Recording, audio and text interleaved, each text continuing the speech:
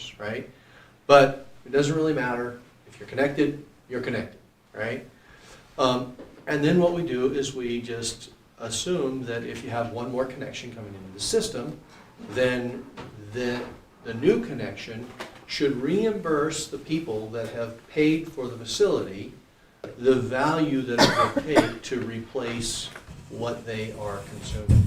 Now, in any facility, if including Shelley, if you were to have built your water system only for the people that were connected at the time with zero additional capacity, you couldn't have any growth at all, and that wouldn't be responsible. I mean, one of the purposes of the facility planning study that we were talking about earlier is to look at a planning period that goes 20 years or so in the future and build for that, so that as people come in, your community can grow and expand in a reasonable way. What that means is that the people that are connected are actually paying for more than they need. And so when somebody new comes in, they should reimburse the facility for the portion that they're going to be using. A common term for that is a fair buy-in price. And so we have suggested, based on our analysis, that the fair buy-in price is around $9,500. You can pick any number that you want, but $9,500 is a number that I can defend for you as your engineer. Any questions? Does that take into consideration the cost of water? It does not. It only takes into consideration the physical facilities. And the reason that we decided not to do that, Jeff, because that's an excellent question, is because your current policies require that all new connections bring in their own water. Now, you have only recently required they bring their non-domestic water, but your policy is that they bring all their water. And so it doesn't seem like when they're coming into your system, if they're bringing their own water, that they would be consuming your water, right? So we felt like charging for the water would not be consistent with a buy-in, a fair buy-in. Any other questions for Dave? That covered these two, that kind of cover your explanation. Okay, thank you. Thank you, Dave. Anyone else want to speak neutral on the subject?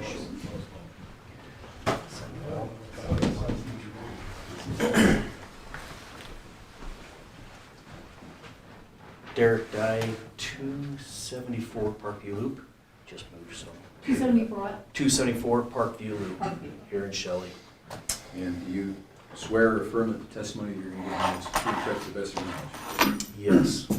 Go ahead. Not sure what I'm going to share because I just come in this room and I always stand up here, so. It's just habit, huh? I would probably be neutral with this, just because both directions, as being part of the Shelley and the community, I think we do need to look at those rates closely and making sure that we're taking care of those future fees, so we can have the water that we need as a community, that the repairs are taking place. However, I look at the $9,500 and as on the building side of things, as material shoots up every direction, I would just encourage you to look at that bottom dollar of how we get to that 95, whether it's a process or there's a time frame to get to that. We're not going to be putting all that information or all the infrastructure and all the building and all those pumps up. I don't know exactly all the stuff that's going to be involved with that, but I think it's going to be a process time. So maybe there's a process or a time table or a time frame to look at of when those would increase and those costs versus jumping to 9,500. The other thing is to look at as taxpayers, if you're having people come in, and I don't know how much of the tax dollars go towards the water system and so forth, that those homes will be bringing in a little bit larger tax base. But I do, like I said, I'm neutral. I do feel like we do need to have increase, so we can make sure that we can supply the water for our community in the future. Any questions? Okay. Anyone else in neutral? Dave? Sandy might want to address the question about how much of the taxes, general taxes, go to the water system. Zero. Oh, that's nice. Taxes are used for police, parks, pool, recreation program that supplements, street lights. It eats up all that. For water and sewer? Water and sewer is paid by user fees only. No, good to know, thank you. All right, is there anyone else that wants to speak in the neutral portion of the hearing? Okay. Is there anyone else that wishes to speak in opposition to the proposed fee increase? Okay. Any sort of response or follow-up, either that the council would request, any questions on in favor of the application, or that anyone wants to offer here before we close the hearing then? Going once? I'm going to borrow the mayor's gavel. It's still open now. Thank you. Okay, well then, if there's no further testimony to be offered, then we'll go ahead and close the public hearing and deliver the matter for the council for discussion and decision if you want, some sort. Well, I'm gonna start, and then you guys can tell me to shut up or whatever, that's fine. That's enough. Okay, so, Where's our butt? looking through this, I've gotta take the blame for part of this, because I've been looking at our monthly, and our revenue keeps going up enough to cover everything. But we haven't had a lot of growth until the last couple of years, and so for several years, we didn't have any growth, so I wasn't worried about the connection fees. I was just making sure that, I was paying attention to make sure that we could cover our costs to maintain things. Well, now we're at the point we've got to upgrade things, and so we've got to do something different. But I've got to, I'm just gonna be honest, I have a hard time going over 5,000, in my opinion. But that's Stacy Pasco opinion, that is not based on anything other than I have a hard time going over that. That's your top number. Yeah, so Not bad. Adam, I'll turn it over to Take you, more or- than that. So I've thought about this and I've talked to people and I've looked at it. I understand the 9,510. I understand that number, but I feel like that would be too much of a jump for developers, in my opinion. And it's really interesting that my suggested number is $5,000 as far as our connection fee. I think that's enough of a jump, and maybe we look at it down the road for another jump. But I think that's about where I'm sitting right now. Kim? Because I'm looking over everyone's Eastern Idaho, the hookups. We would be Ryrie. Why can't I find my Ryrie one? Crazy. Ryrie's, yeah, well, they're like, what is Ryrie? I circled it. It starts with R. I know, but, R, in between, you got 2 pages there. Where do you find it? yeah. Oh, it's right here. Ryrie's 9,905. Then, okay, Dayton's 20,000. Well, I don't even know where Dayton is. Dayton's down by Preston. Yeah. It's a It's speck 20 on the grand map. to tie into water? Yeah. That's what it says. Oh my Plus the God. boring fee. Plus the fee. It sounds like you're paying the full freight. Whoa, Yeah, yeah. so Dayton's 20,000. Okay, it's obvious you don't want to move there. Then Ryrie would be 9,905, and then it would be us and Shelley. Everyone else, not even close to the 9,000. So what's the? No, Iona. I own it. Iona is 6,944. Yeah, but still 6,000. That's 3,000. If we went to 9,500, that's Oh, still yeah, okay, know I what thought I'm you meant saying? if we were going to 5, sorry. right. I'm No, just- so I'm just like, have they not had the study done? Why is ours? Why are you suggesting to go so high? Excellent Math. question, Kim. So if we would have done this exact same study before COVID, we would probably be very close to 5,000. Just the I mean, cost. the reason that we are saying 9,500 is because we're using 2000. Today's numbers, right? Numbers. Yeah. And we have seen such a drastic increase in the cost of this type of construction. Your First Street is such a great example. We're talking about $1 million to put a pipeline from one end to the other. You can see from one end to the other of that project, it's $1 million, right? So that's why.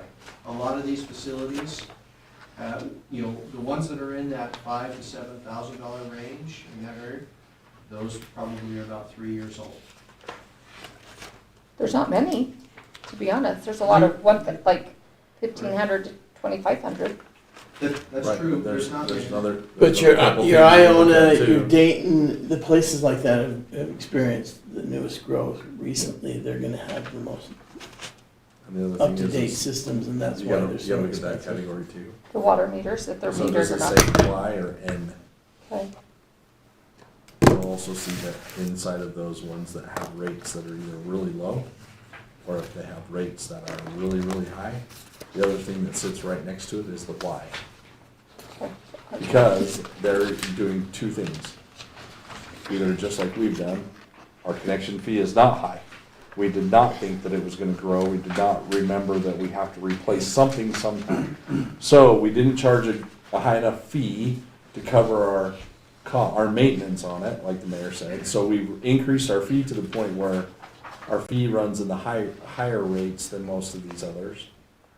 And we aren't metering water either. So there's no way to really recoup that, because if you look at the rates that people are charging, A lot of it's people are metering. a base plus whatever you use, so they're covering their maintenance fee based in their rates and their usage instead of on their connection.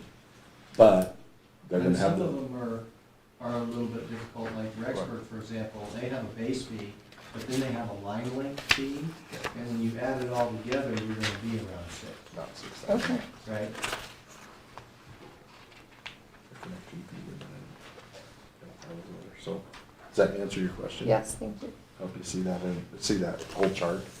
We're referring to an engineer chart that was given to us from last year, almost exactly a year old. So, So when this was changed back in 2005, I'm assuming they based it on the same type of analysis. Is that correct? No. They just arbitrarily picked a number. Well, I did the same analysis. and they didn't picked a like number. it. So they just arbitrarily picked Picked a number below that. Okay. So if we were to go back 3 years before this inflationary pressure really started hitting cost of goods, particularly when it came to fixtures and infrastructure and like that, what would you say the percentage of increase is on fixtures today from, say, 2018? I guess that'd be 4 years. 100% increase. I was gonna say double. It's double. If building the same line 3 years ago is half the price. So that would be the double price. Mhm. So, okay. Well, that would make sense, because that's how much the plant's costing us to build, is double. Sandy, is that 1,700 number still ring true for the number of connections? Is it The number of connections, the 1,700 Mhm. existing connections, there are no other existing connections out there. No, what we did is we took the number of bills we sent out, and then we looked at, like the apartments, they only get one bill, but there's 80 units, so we added that 79 on. The same with the trailer court, we added the extra in there, the same with the Shelley apartments. So it might not be exact, but it's really close. There's no. 1,700 is a great estimate. How many connections is it in total? 1,700 is what we used for the target on that. In 5 years, it's gonna be 2,200. So 23 or 24. if you're to Yep. take into consideration the fact that we're in an inflationary period, how long this will last, 5,000 would put us about right in 2018, right? Yes. It wouldn't take into consideration any of the increases since that date.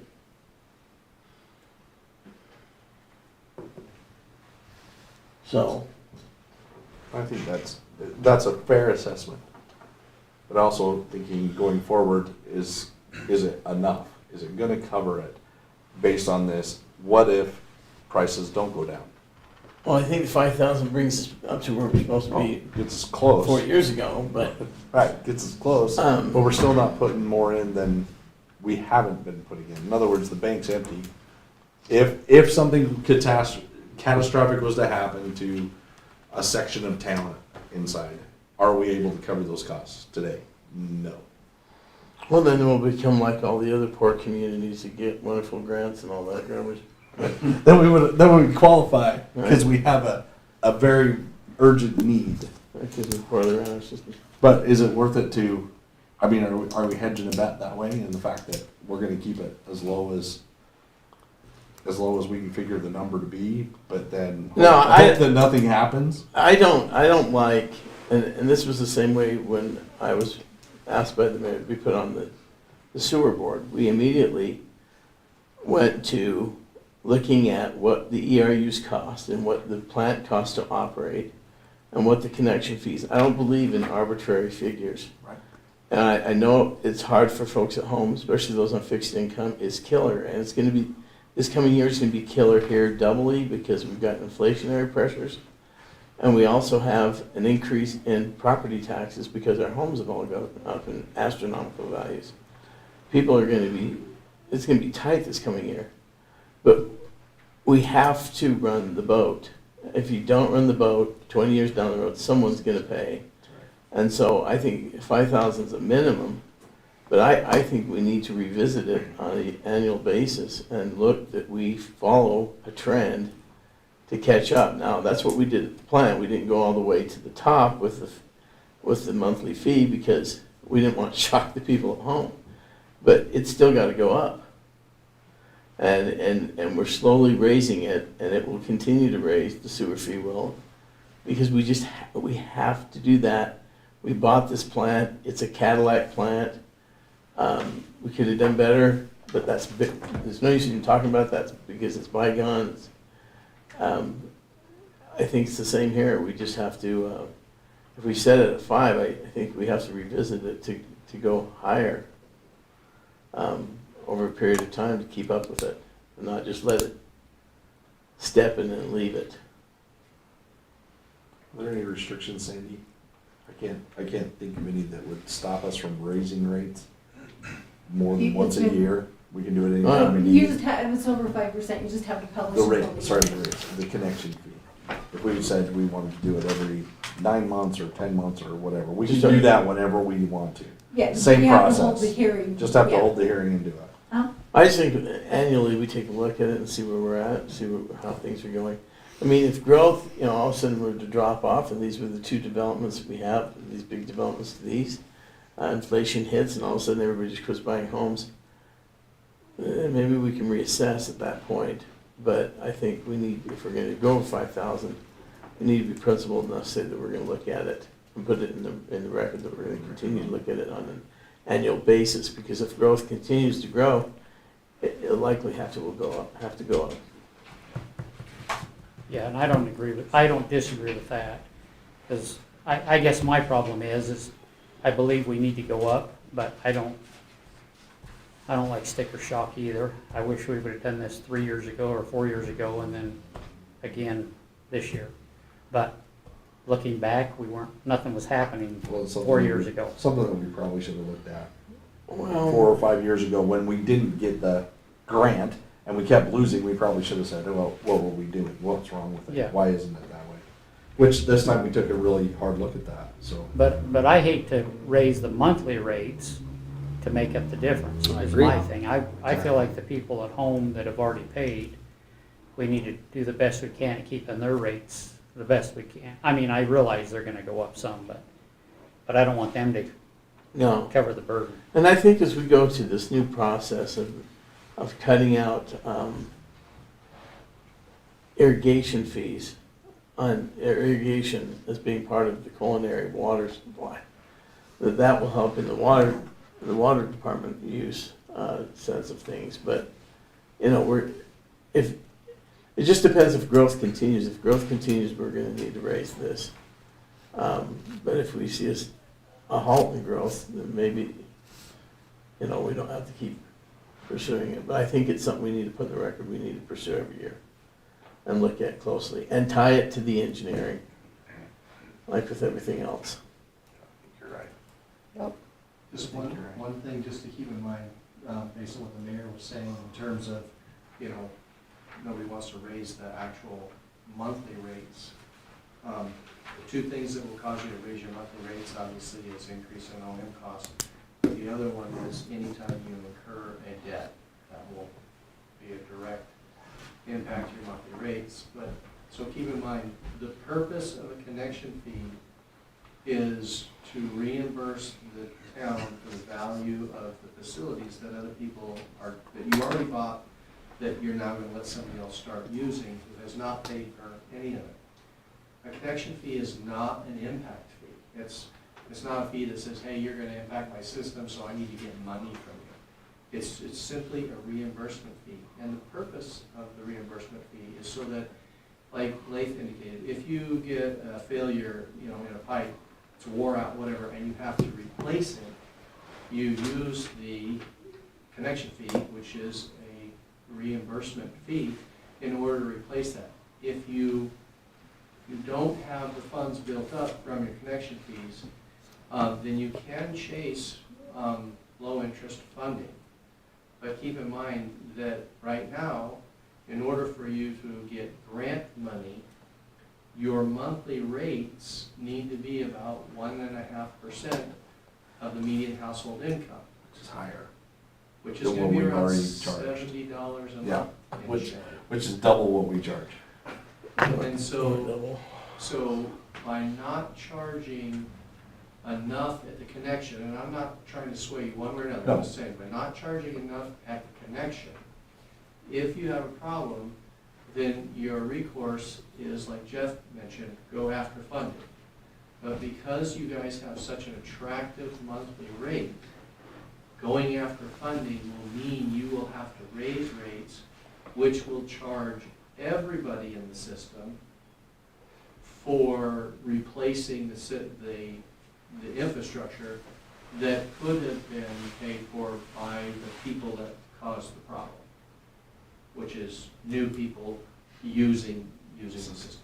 So, I mean, when we're putting together a system design and putting the finances together for a system, the capacity that you overbuild in your system that the current people connected pay for is the asset that you use to replace the system when it wears out. Does that make sense? So let me ask this question, because you segued into it at the beginning, and I wanted to ask this earlier. We talked about impact fees, which are separate from these. If we were to build, someone were to build on the north side of town, there obviously will have to be a well drilled in that area Okay. for pressure, right? Well, Possibly. well, no. So if we use a well for pressure, that means you can never turn it off, right?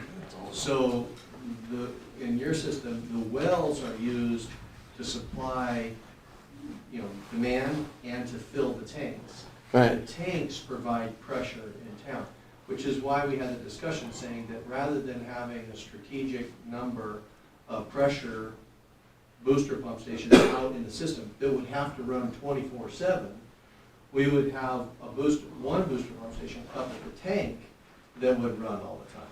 But and the reason it would run is because there's not enough gravity, not enough static head to push flow into certain areas of the town. Because as you move north and east, grade goes up, but the tank stays the same, right? So unless we were to raise the tank up, the only way to add pressure is with boosters. So yes, you can add localized pressure with a well, Jeff, but you can never turn it off. Okay, so if I'm gonna build on the north side of town, a 40 acres site, and I come in and wanna build a bunch of homes. What impact is that going to have to the system above and beyond what we would raise this to if we raised this to $5,000?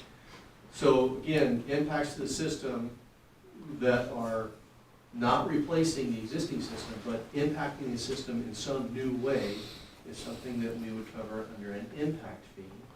And if you build, farther north than we already are, the farther north we get, the less pressure we're gonna have. And in order to serve that, we're gonna have to add facilities to the system, and that is the booster pump station up on the tank site that we have been. That will be sufficient to handle that out there to the north and east.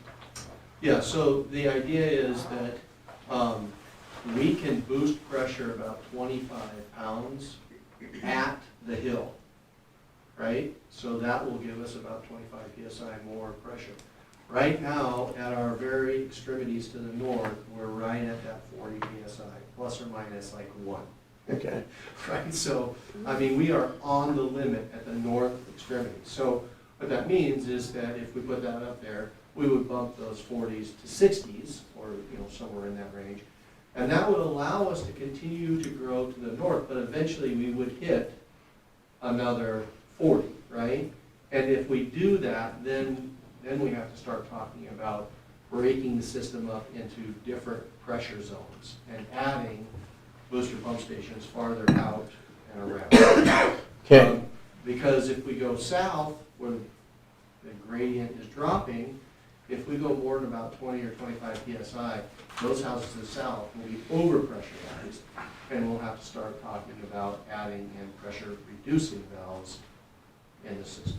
So besides the booster pump up on the hill, what are the critical part of the infrastructure do we need today to become functional? Your system today is functional. Well, but we're not tied to the firm capacity well. That's true. We are not. So that's got to be something that's got to be added to become functional. That is true. We need to have the funds to increase our firm capacity. So we have that, we have booster. Do we need to complete the loop on the southern side of the city? Does that have any effect on anything that we've talked about here? Well, we need to include the loop in First Street from the new well up Fir and over to near well number 4. And the reason that we need to include that is because the 10-inch line that goes through your guys' farm is so small that in order to get pressure into the system to feed the tank and adequately feed a booster pump station, I would push the pressure at the Grovers to over 80 PSI. The plumbing code is 80 PSI, right? So we don't want to go over that because then people's water heaters start breaking and things like that. So the plumbing code's 80, that's what we want to stay under. So yes, we need to connect that 16-inch line from well 5 over near well number 4, and then we have the... So we need to come through town on well number 4 then, is what you're saying? to well number 4. So it's the First Street transmission line that we bid out 2 years ago. Yeah, from 5 to 4 is what So we need to how tie it big's to. the line running down baseline? I don't know for sure. Do you remember, Justin? Baseline up to the wells? Like Yeah, up to the wells, yeah, from up from the southern part It's of 12. Kelly. 12? So there's 10. It's either 10 or Is it 12. 10? Okay. 16 I know goes there's- down the other way. Okay. So 16 comes down through these guys' property. Right. So that would be the way to go to get the most pressure back up there, would be to go up further then with a Yeah. water line. So running Fir up and connecting near well number 4, we connect to Hanson, but connecting in that area allows us to get the firm capacity out of well 5 and into the system. The well 5 is already big enough for the firm capacity. The pump is not, but the well is. So ultimately, we have to have piping to go from that point all the way to these guys' property up on Lincoln. Right. So, I mean, the projects that we have identified in the past are a new transmission line between 4 and 5, upsizing the pumps On to 5. accommodate that, and adding a booster pump station at at the hill to increase pressure, because there are places that are really close to the tank. For example, right on the north side of the hill by the tank, that area there has very low pressure, much less than out to the north. So adding a booster pump station fixes, what did we come up with, Justin, like 4 different areas? Fixes like 4 different areas around town. But that's without having to put that pipe in on First Street. No. You have to have the pipe on First Street in order to be able to feed the Okay. tank adequately. So any new future development as impact, we need to have it funding that project then. Yeah, the first thing that we need to do is connect 5 and 4. And 4 to, up there to 16, Well, no, if we connect from 5 to 4, that will be sufficient. that's sufficient to complete that loop. We're looking probably about $330,000, right? Probably closer to 600,000. Yeah, Now- we're around 600,000. 600,000 now. Yeah. That's what it was 3 years ago. Yeah, that's right. Okay. Well, I think that's something we need to pursue. I think we need to pursue impact fees to, for anything that's new that develops, to cover those systems that we just talked about. To make sure that we have those being covered as new development comes on as well, and in addition to the topic, in addition to what we're talking about tonight. So I just wanted to put that out there. Okay. So we're at the point, what do you guys want to raise it to? I think we're all in agreement that we need to raise it. I think we need to raise it 5,000, and at the very minimum, we revisit it every year or put a stepped-up basis, we raise it 1,000, at least for the next 2 years, well, at least for the next 2 years. See what development's gonna do. And that would be my recommendation. I think 5,000 is where I would like to be. As a total, or you wanna raise it 5,000? So it's $6,300. No, 5,000 is the total. You want to go up I wanna 5,000? I wanna go to 5,000 and with a step up it for at least the next 2 years. Meaning, talk about it as part of the motion tonight. Mm-hmm. Okay. Just so we're clear. So that it's written in there, so we make sure Okay. we cover it. Kim? Sounds like I'm a good idea. I'm in agreement with that. I think it's low, but I think we should be at the top end, so that when we do have to go again and again and again to get caught up, that we're not. And it's also building more for us in the fact that it's higher now. Yes, it hurts, but after year 1, is it gonna be that we only have to go $500? Do we only have to go $800? Where does growth go? Is it still going? Is inflation killing everything? Do we leave it? Do we do? But I think it needs to be a little bit higher than that. So you'd like to see it raise 5,000 to 6,300? 6,300, 6,800, something like that. Yeah, it seems like a big number. It looks bad, but we got to do it. Once again, if we have problems that we already know that are around, it only takes the wrong thing, the wrong time, and how are we going to pay for it? So let's go in the middle at 6,000.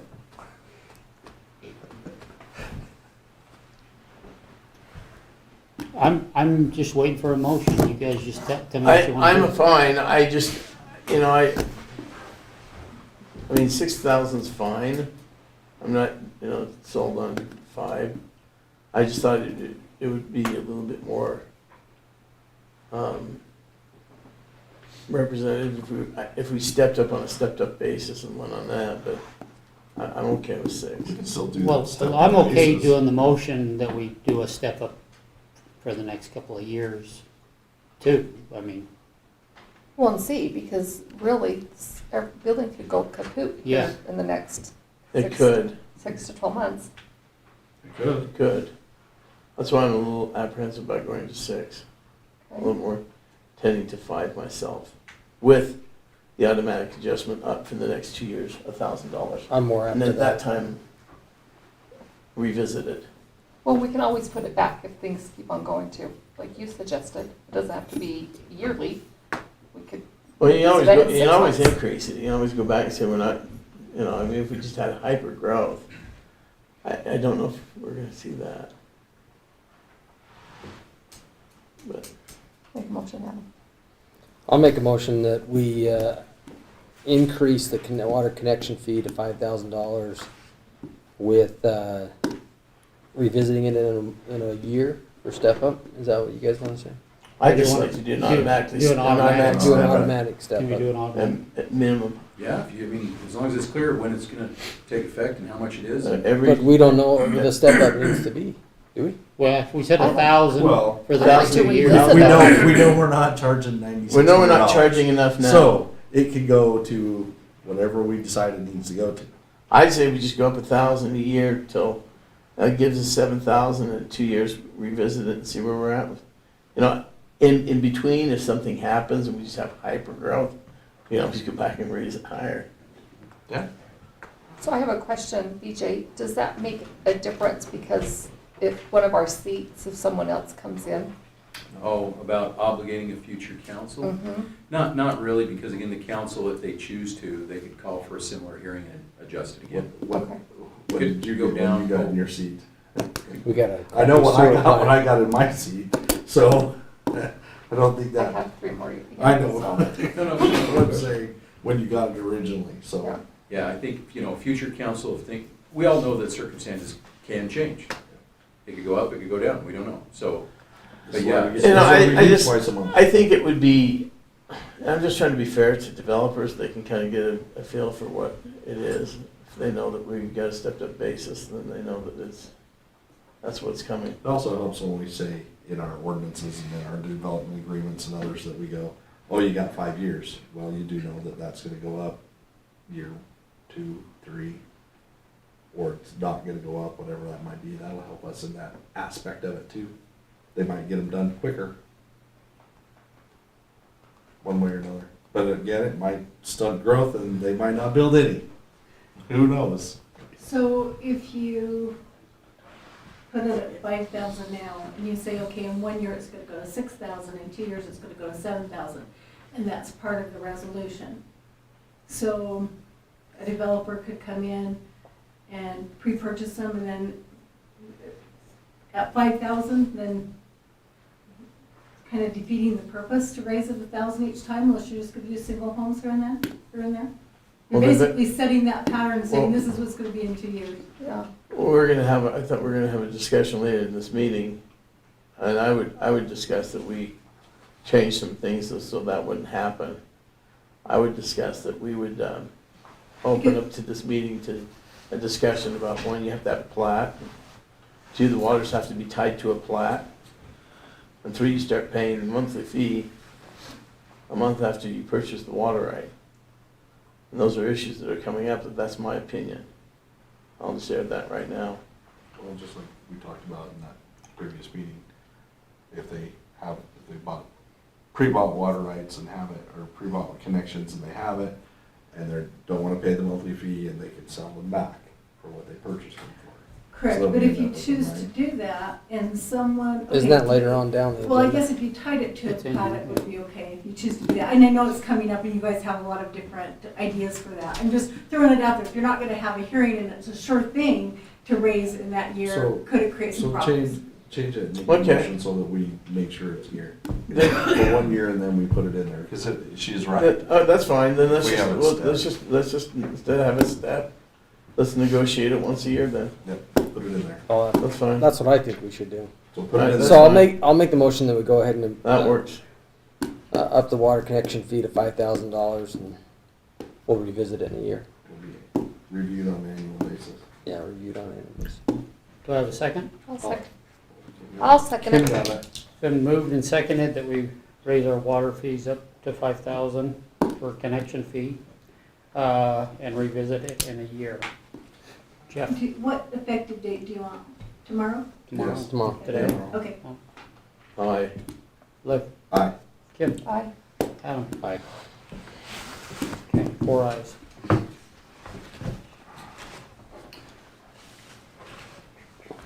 Okay, next on the agenda. Hey, also along with that, you have a resolution you need to adopt?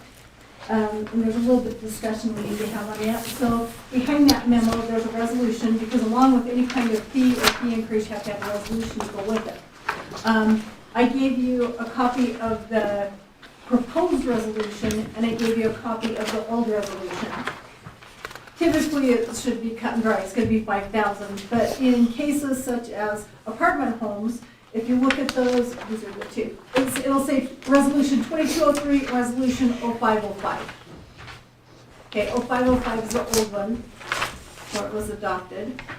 Okay, and so if you get down to like apartment houses is $1,300 plus $200 per living unit in excess of one. And like if there's a motel, which we have none right now, but motel, it's $1,300 plus $30 per room, cabin, or trailer space. Do you want to change like the $30 or the $200? I mean, do you want to change that at all? What were they based on? This was before my time, so I don't know. I have no idea. Right here, Adam. How are we supposed to make a decision if our It's encyclopedia on the doesn't front. go back that far? Thanks, Sandy. That has For so never much changed, help. and the increases that we've had, even in sewer, well, sewer doesn't have it as much, so much, but I've never seen We've that never amount changed, change. we've never So- changed the per amounts, we've only changed the base amount. So let's just keep it. So just leave it. Well, so right now, we don't have we have a trailer, but we don't have a trailer court. Well, we do have, A trailer car will pay per space the whole amount. yeah. But like a motel would pay extra, and like an apartment house, like a duplex or multiple living units, that one is the base fee plus $200 per living unit. So like a fourplex, instead of paying $20,000, they would pay $11,000. If it was $5,000 plus the $200. Well, why would the 200 go up if the other went up because of inflation? Well, and that's why I wanted to ask you, do you want that to change, that fee? What she's saying is, do you want, if somebody builds a fourplex, do you charge them $20,000, or do you charge them $5,000 plus $200 for each additional unit? Or do you charge them $5,000 plus $300 additional per unit, Yeah. whatever you want in there. Dave, do you have anything to weigh in on that? Nothing? Dave has nothing to say. Settle out. I mean, I'm just listening. I say we go to 400. Well, I was gonna say, I think we need to raise it. Yeah. I At mean, least 400, I mean, we're talking about inflation to double. I mean, we're obviously tying it to some kind of physical factor of piping or meters or connection, right, Justin? Is that what? Yeah, that's the way I'm understanding it. Okay, and on the $30, do you want that to go up to 60? Yes. Just Why, double it? why is there a lower amount per living unit when? you A can have duplex is the same living unit as an Well, that's- apartment. Yeah. That's what I'm having a hard time understanding. Yeah, that's a It's good probably- point. It's probably because, once again, our encyclopedia doesn't know, so I'm guessing it was Well, apartments are one bedroom, a duplex would be 2 to 3 bedrooms. So 2 baths versus 1 bath. and probably back maybe- when it was created, a lot of apartments may not have had the amenities that Yeah. they have now, such as washer and dryer All those hookups, other things. double or 2 bathrooms. A lot of the apartments back in earlier years had 1 bathroom and no washer dryer hookup. People went to the laundromat. That's kind of how I seen it. Well, and for motels, just thinking about it, motel doesn't constantly have 100% occupancy. Right. But, apartments, you're gonna have much higher occupancy. Condominiums, you're gonna have ownership, that's gonna be more permanent occupancy. Large, I agree with Sandy, greater usage, so. Anyway, that's just something to think about too, is that what's really the difference and what are we trying to accomplish here? If you're given two homes of a certain size and connection versus one home or 2 homes that share a common wall, and you give them a huge break on that too, are we? defeating the Well, then purpose? you're just pushing development to do that. Yeah. And we don't want that. Well, We don't wanna have to, Apartment houses, that, I mean, yeah, if you raise that, you're not gonna have any more apartments. yeah. We don't have a place for them to build Well, we're ones. not putting them anyway. We already made that. well, I know, but you gotta realize, back in Sandy's day, And I can say that because I'm just barely older than her. Do you want to add it to Pre They're the same Sandy. Okay, they used to have a floor with 5 apartments on it, 10 apartments, and they all Right. shared one bathroom. There were some like that So, on Pine. so I could see why they would do that. Okay, Well, now we don't have that. right, Every apartment's got at least a bathroom, if not 2. right, plus washer and dryer. So Okay. you're saying 5,000 hookup for each apartment? Well, I think so. I do too. Interesting. So, just to keep in mind, on your sewer side, you guys, you spent a lot of time on this same topic, right? And it wouldn't be a bad idea if you wanted to develop something like that. But on your sewer side, on this exact topic, it was decided by this group, maybe not the same people, but this group, that it didn't matter what your living arrangement was. If you had a living unit, like an apartment where a family could live, a house where a family could live of any size, a condominium where, any kind of unit of any size that a family could live in, then it was really the same. It was, That's one you're ERU. averaged out to the same demand on your system. Because you may have somebody that has a family of 10, and you may have somebody that is just a couple, or even one person that lives there, maybe a single woman. And with the sewer, that's why they did it that way. But the water and the sewer, they're kind of linked. Yeah. It comes out of the faucet, it's gotta go down the drain, right? I knew my water The didn't only smell thing good. different in that study that I see is that the connection fee is the type or boring fee or actual cost of equipment, like Declo. You get $1,000 fee plus whatever it costs to connect you. I don't think that. 1 that inch, study 1 inch was done- pipe. Broke it down like this resolution does. Yeah, I don't think so. But it does on the rates, but it doesn't on others. Well, And it would, you would think it would. This study, would it have broken them down by that Well- connection if it wasn't just a connection fee? So, on the connections, there's 2 components that you're really looking at there, like, Okay. there's some communities actually dig it up and tie it in. They physically do the work. And other communities don't do that at all. And so the 2 parts of the connection fee is the part where you physically dig it up and you put a saddle on a pipe and you run the valves and that kind of thing. And then the other part is the fair buying part of the system, right? And so I think Justin does a lot of that work, don't you, Justin? But we charge for that, Dave. Right. If we do the installation, it's a minimum of 800, or actual cost we charge is greater, Right. plus the connection fee. Okay. So that covers, that answers the question, I think that everybody has. Is yes, we're covering the costs that we have, and it should just be a connection fee regardless of what we're connecting. I think that's Right. appropriate. There you go. Okay, so on the motels, what did you want that to be?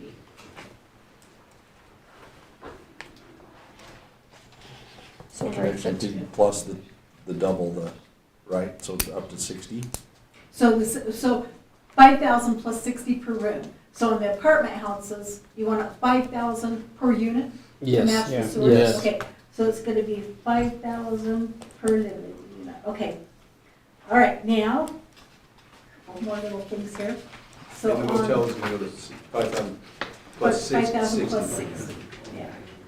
Okay, so on the next page, it does talk about installation fees. But part of that is involving the connection fee, or installation, it's involved in the connection fee also. So if you go to section 2, item B, it says for each increase in size with connecting service line of 1/4 inch over and above the 1 inch standard size connection, the additional charge should be $100 for each 1/4 inch increase over and above the 1 inch line. So right now, if they get an inch and a half, instead of paying $1,300, they would pay $1,500 for an inch and a half. So an additional 100 per 1/4 inch. Do you want that changed at all? Yeah, these Well- represent the increase of inflation over the last 4 years. To make that this official to when we get done, I'm gonna ask the council to make a motion. Okay, to so- clarify these things. Justin, for every quarter inch, what's it costing us, do you know? Like if you go get an 1.25 inch pipe, how much more is it than an inch pipe? 1.25 is more than 1.5 inches because nobody carries it. Seriously. Well, I'm not So do we need to disagreeing. change, I'm- do we okay. need to change it to, Well, instead of it's quarter like- to It's half like inch? regular material, right? It's gonna double if not more, so, I mean, I would, if you're looking at it, I don't know if you wanna double that number right there, or what you wanna do, but. I think we double it. It covers I think costs. So that should be 200 for each 1/4 inch Yes. then. I think Okay. one thing to consider is, on your water system, you guys charge based on line meter size, right? That's what we're talking about. However, when you set a 5,000, a connection fee of 5,000, that's basically saying that a residential house, uses 5, and remember, we said it had to be a 1-inch line, right? Everybody gets a 1-inch line. The difference in available capacity between a 1-inch line and a 1.5-inch line is 100%, which means you get twice as much flow out of a 1.5 than you do out of a 1. You get 4 times as much flow out of a 2-inch as you do out of a 1-inch. So the connection fee really isn't tied to Flow. materials, but it's tied to how much of the water are you going to use, right? So it is reasonable to consider, instead of proportioning the connection fee to the physical system components, maybe consider proportioning the connection fee to the demand. Okay, and but Dave, how much water people are so using. say you have a fourplex, Yes, and say they have to have a 2-inch line yeah. to make their 1-inch flow. And you're gonna assess each apartment unit, or each living unit, $5,000. Uh-huh. So are you saying that for each 1/4 inch, it should go up another 5,000? No, I'm saying Because that- each one's already paying 5,000. I'm saying that there's not a need to assess more than $5,000. If every unit is paying $5,000, and an equivalent is a 2-inch line is the same as 4 1-inch lines, each unit hasn't really taken any capacity away, any additional capacity than the 1-inch line down the street. Okay, so what if it was a home and they just wanted more water pressure, and instead of a 1-inch line, they wanted a 1.5-inch line? Right. So it's one living unit paying the 5,000, but they want more than the 1-inch line. Right, so that's a great question, and keep in mind that the size of the pipe only adds volume, not pressure. So if somebody says, I really would love to have a 2-inch line to my house, even though I promise I'm only gonna use 1-inch, it's probably because they wanna have 35 stations on the sprinkler system or something, right? Okay. It really, if somebody needs a bigger than a 1-inch line, it's because they intend to take more water than you can get out of a 1-inch line. So they should pay more. for So that. they should pay more for that, right?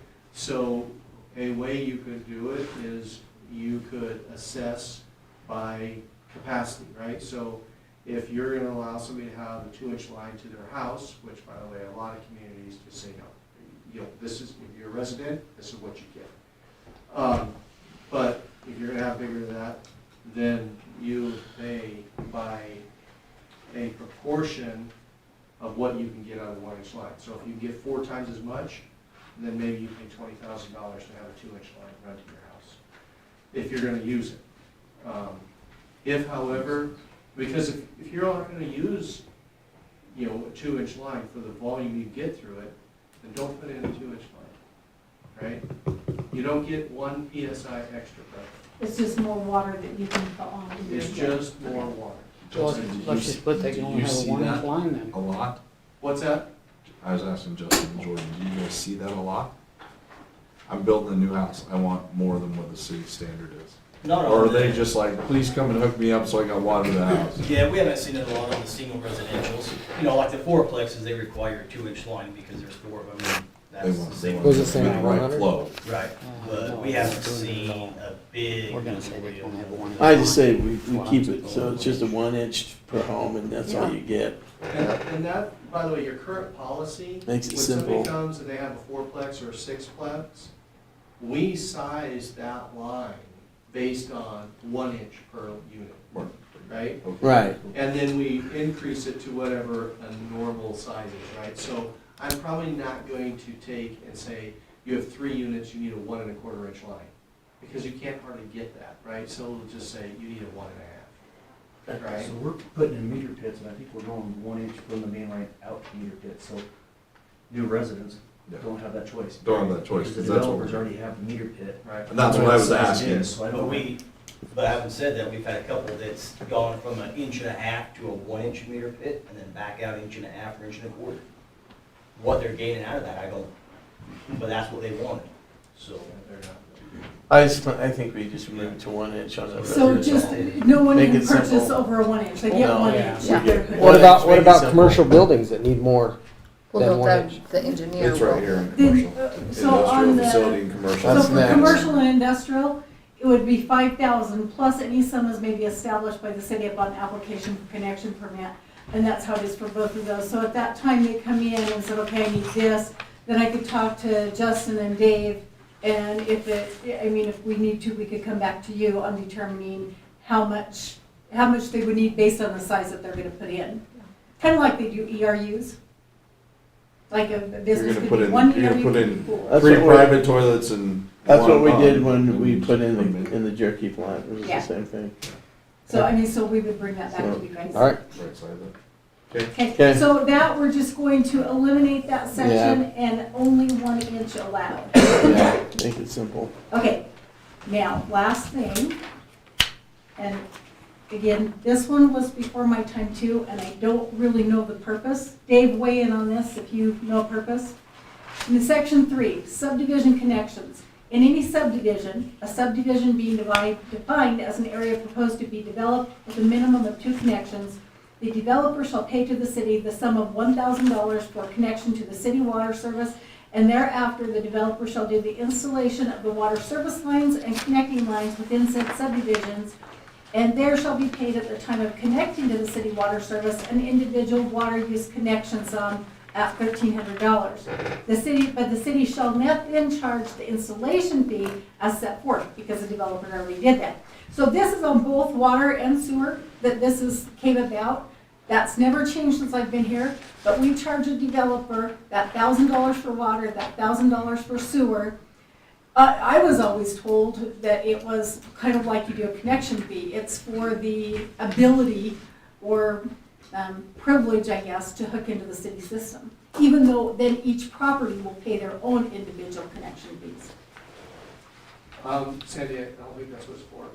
Okay, So the connection fee, the $1,300, that is for the ability, that's the fair buy-in price. okay, However, the $1,000 fee, I believe, is a fee that you're supposed to be using to send your guys out there to physically put eyes on the connection and observe what is in. And the reason that's $1,000 is because that's not a one-time deal, right? You gotta observe that the connection goes in there. You gotta observe that, when they put the road back, they compact it, they put the road back right. It's the fee that, it's the amount that it costs you, the city, to have your guys make sure that they put it back correct. for that portion. That's Okay, the 'cause I just $1,000. missed That's that. the $1,000, that's correct. And that's just always been on the subdivision application. And how long's it been $1,000? 32 years almost. Okay, then it needs to go up. And that's only on the subdivision, Sandy? That's- Yeah, Only it's on in section subdivision, the 3. developer pays it at the time they pay their subdivision application fees. It's included right there with the or the improvements, the preliminary plat and the final plat. So how much time would it take to be the overseeing so-quote engineer on something like that? So it really depends on the size, right? To have, for example, on the parks, right? If they're we're tying everybody in the same week, right? You could have a guy out there full time for a week and he can observe all of that kind of stuff. It would be a lot less money than if you had somebody that was on call, just because of travel time and that kind of thing. But, you know, I mean, you figure that it's probably 3 different visits to see that go in, when you think, Justin? Yeah, but are we talking 3 different visits for each connection though, right? Depending on how, you know, if you had one connection, yes. If you had, you know, multiples going in all at the same time, then you could, you know, you could come down and look at 5 of them, right? I mean, But this is just a one-time fee, right?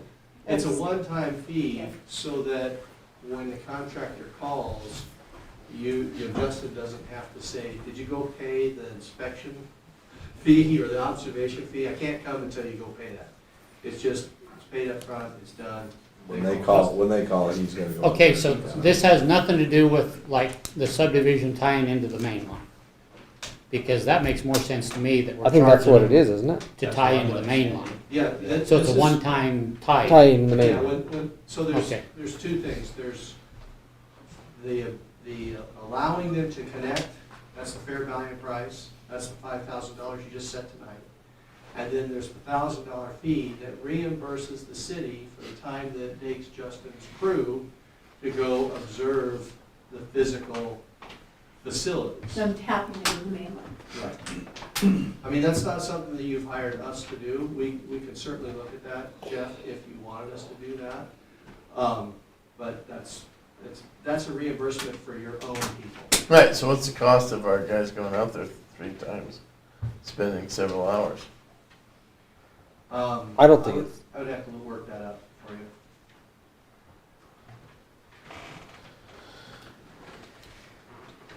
Well, in my mind, that doesn't seem really too.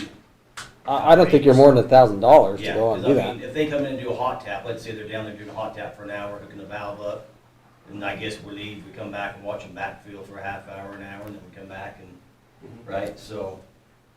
I mean, I'd say. I think 5 to 6 hours. 1,000, yeah, Would that be a fair guess, you think? Yeah, I mean. I think 1,000 it's- is sufficient still, but that's my opinion. Yeah. All right. That'd be one guy, like with one tie-in, right? Yeah, Like when they come do a hot tap, they'll be there for a half a day by the time they do the hot tap, backfill, put the valve box on, you know, so. So just leave it?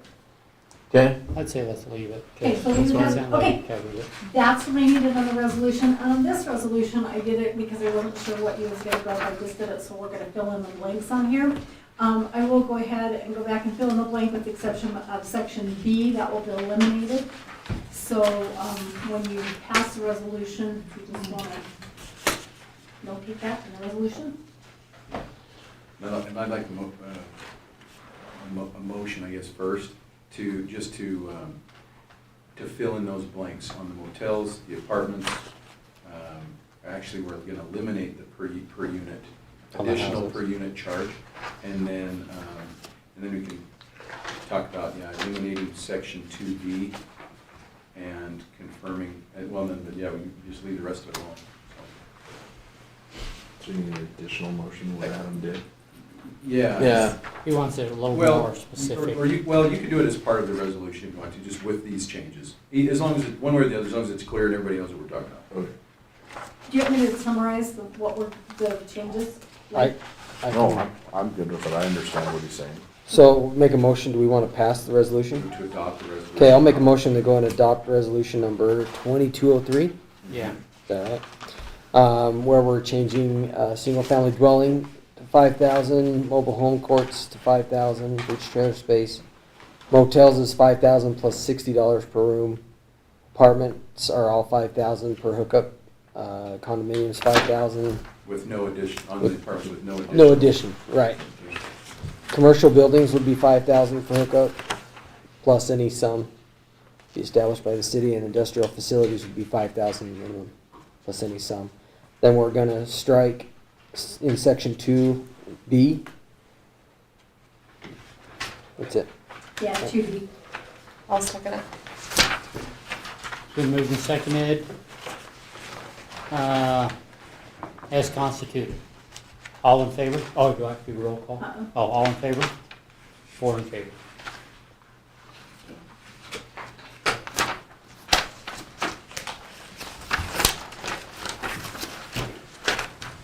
Okay. This is gonna be a short meeting, Sandy. Dragging it on. Okay, are we good with this one, with that? Yep. Okay, next on the agenda is Jed Young, request for installing a septic system. Can I just So, stay here? what's that? Can I just sit here? Yeah, you can- as long as you talk loud. Okay. Okay, so I'm gonna kind of tell you what I'm thinking, and these guys can tell you what they're thinking, because I don't know what they're thinking.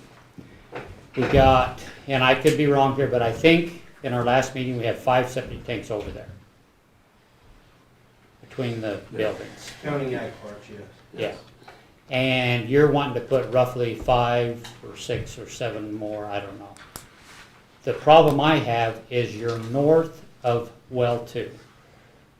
Which way does the water flow under the aquifer? It flows right to well 2 from where you're at. Okay. So if by any chance that got contaminated, it would cost the city several $1 million to fix it. That concerns me. That's what I've worried about all week.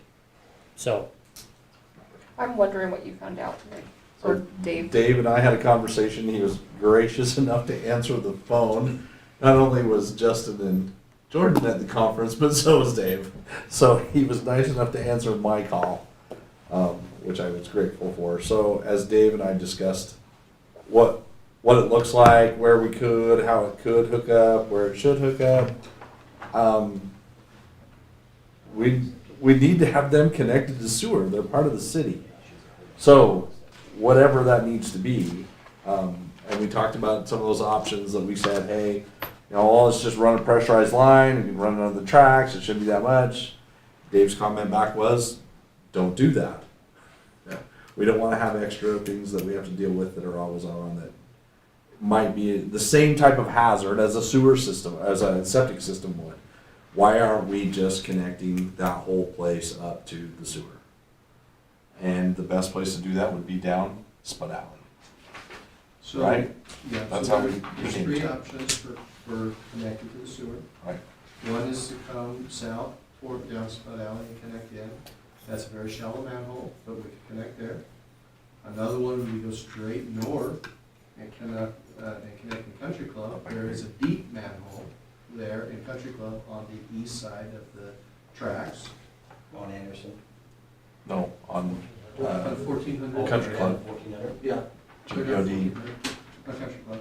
Or to come west underneath the railroad tracks and tie in To the at manhole Anderson in the and middle of the road. on the 91, which is an even deeper, And how much would that cost? a lot. And how much would it cost to buy a right of way to go to 1400 North? I don't know if we would have to buy a right of way to go to 1400 North. Where would we go? If you were to lay it inside the railroad right of way, inside the fence, Will the Union Pacific allow us to do that? maybe. There was some discussions that we had early on. We didn't get told no, but we didn't continue that.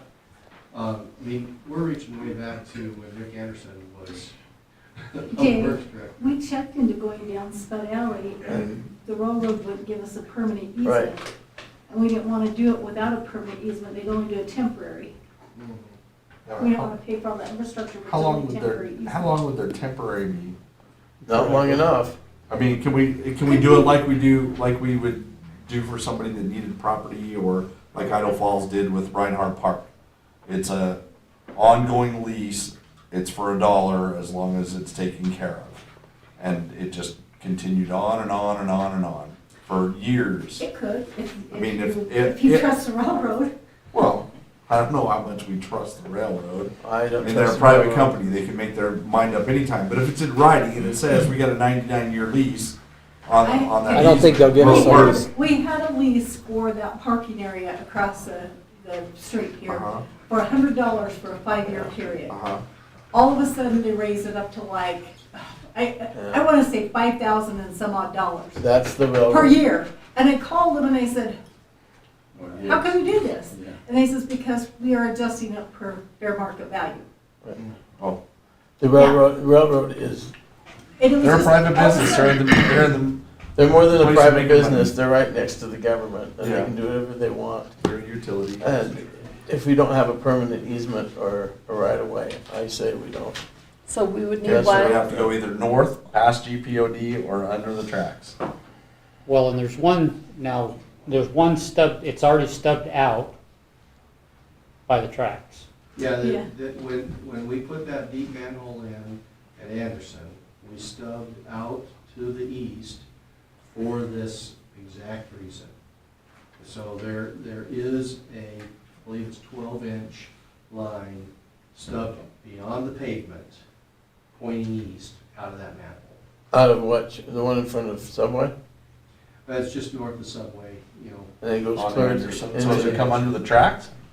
No, it just stubs to the east, Just stubs to out the from the east. pavement. We did not go underneath the tracks.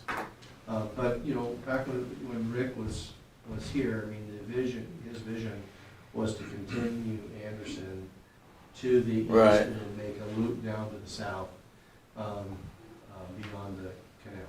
But Chuck, it says Chuck contacted you and said there is a sewer line that extends from the manhole on 91 over to the west side of the tracks. West Oh, side the of west tracks. side of the tracks, Yeah. you're right. So it's So stubbed out. how much did it cost to bond to get into the tracks to do that? You know, the last one that I did was probably 4 years ago, and it was a little bigger pipe. We were putting a 20-inch water line in a 30-inch casing, and Right. it cost us $300 a foot. So, Okay. So we're looking at 100 feet. so before Boyd Grover passed away, he told me that when they decided to put the line in under the railroad, they just waited till the train went past, went over there, pulled the tracks up, put the line in and buried it. Called it good.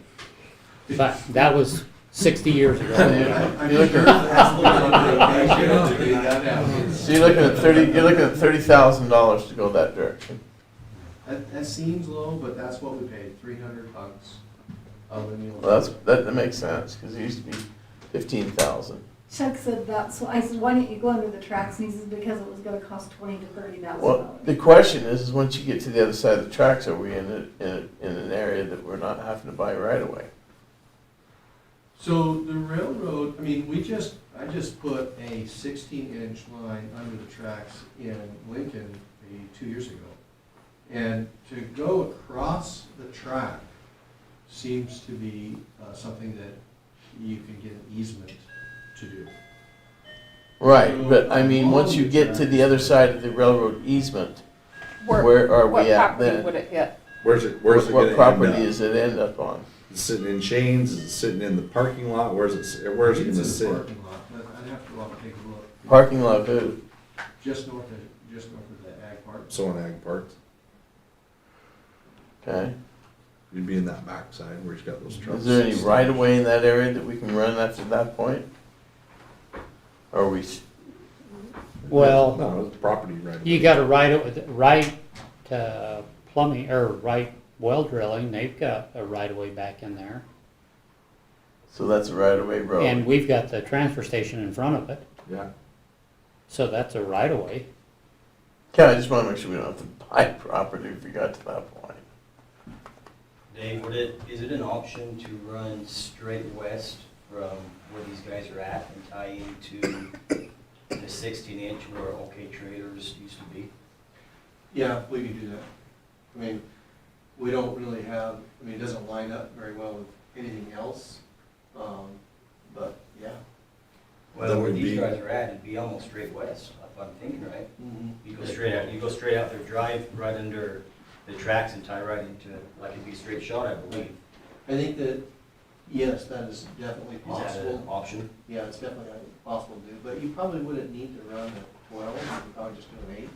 Because east of where they're at isn't convenient to extend, right? I think when we put that stub in there, what we're thinking is that the Anderson corridor Come on through there. would come up through there so that it would support even more development to the east, right? But if these guys come straight across, you're not gonna go east their property. No, I just think that would get rid of your right away from the railroad, though. We have to try to get right away where the parallel, if they just go straight across. Right, yeah. Yeah, you could. Just If you an come idea. straight across from Subway, where would it come out? We don't know for sure. Well, it's gonna be similar in the back, so if you come right across from Subway, I'd rather come But in the back. But you don't have a stub in, you don't have a stub in at that point, right? Well, It's we Subway. can stub into any manhole, right? Yeah. And You gotta if picture that. we're talking about bringing an 8-inch across to the west and to find a manhole, and it's only for this little small group, it doesn't have to be as deep, you know, and that kind of thing, and you could probably just stub it. so there's that road that runs Subway, behind right? Jed. The- The road that runs in between our transfer station and Yeah.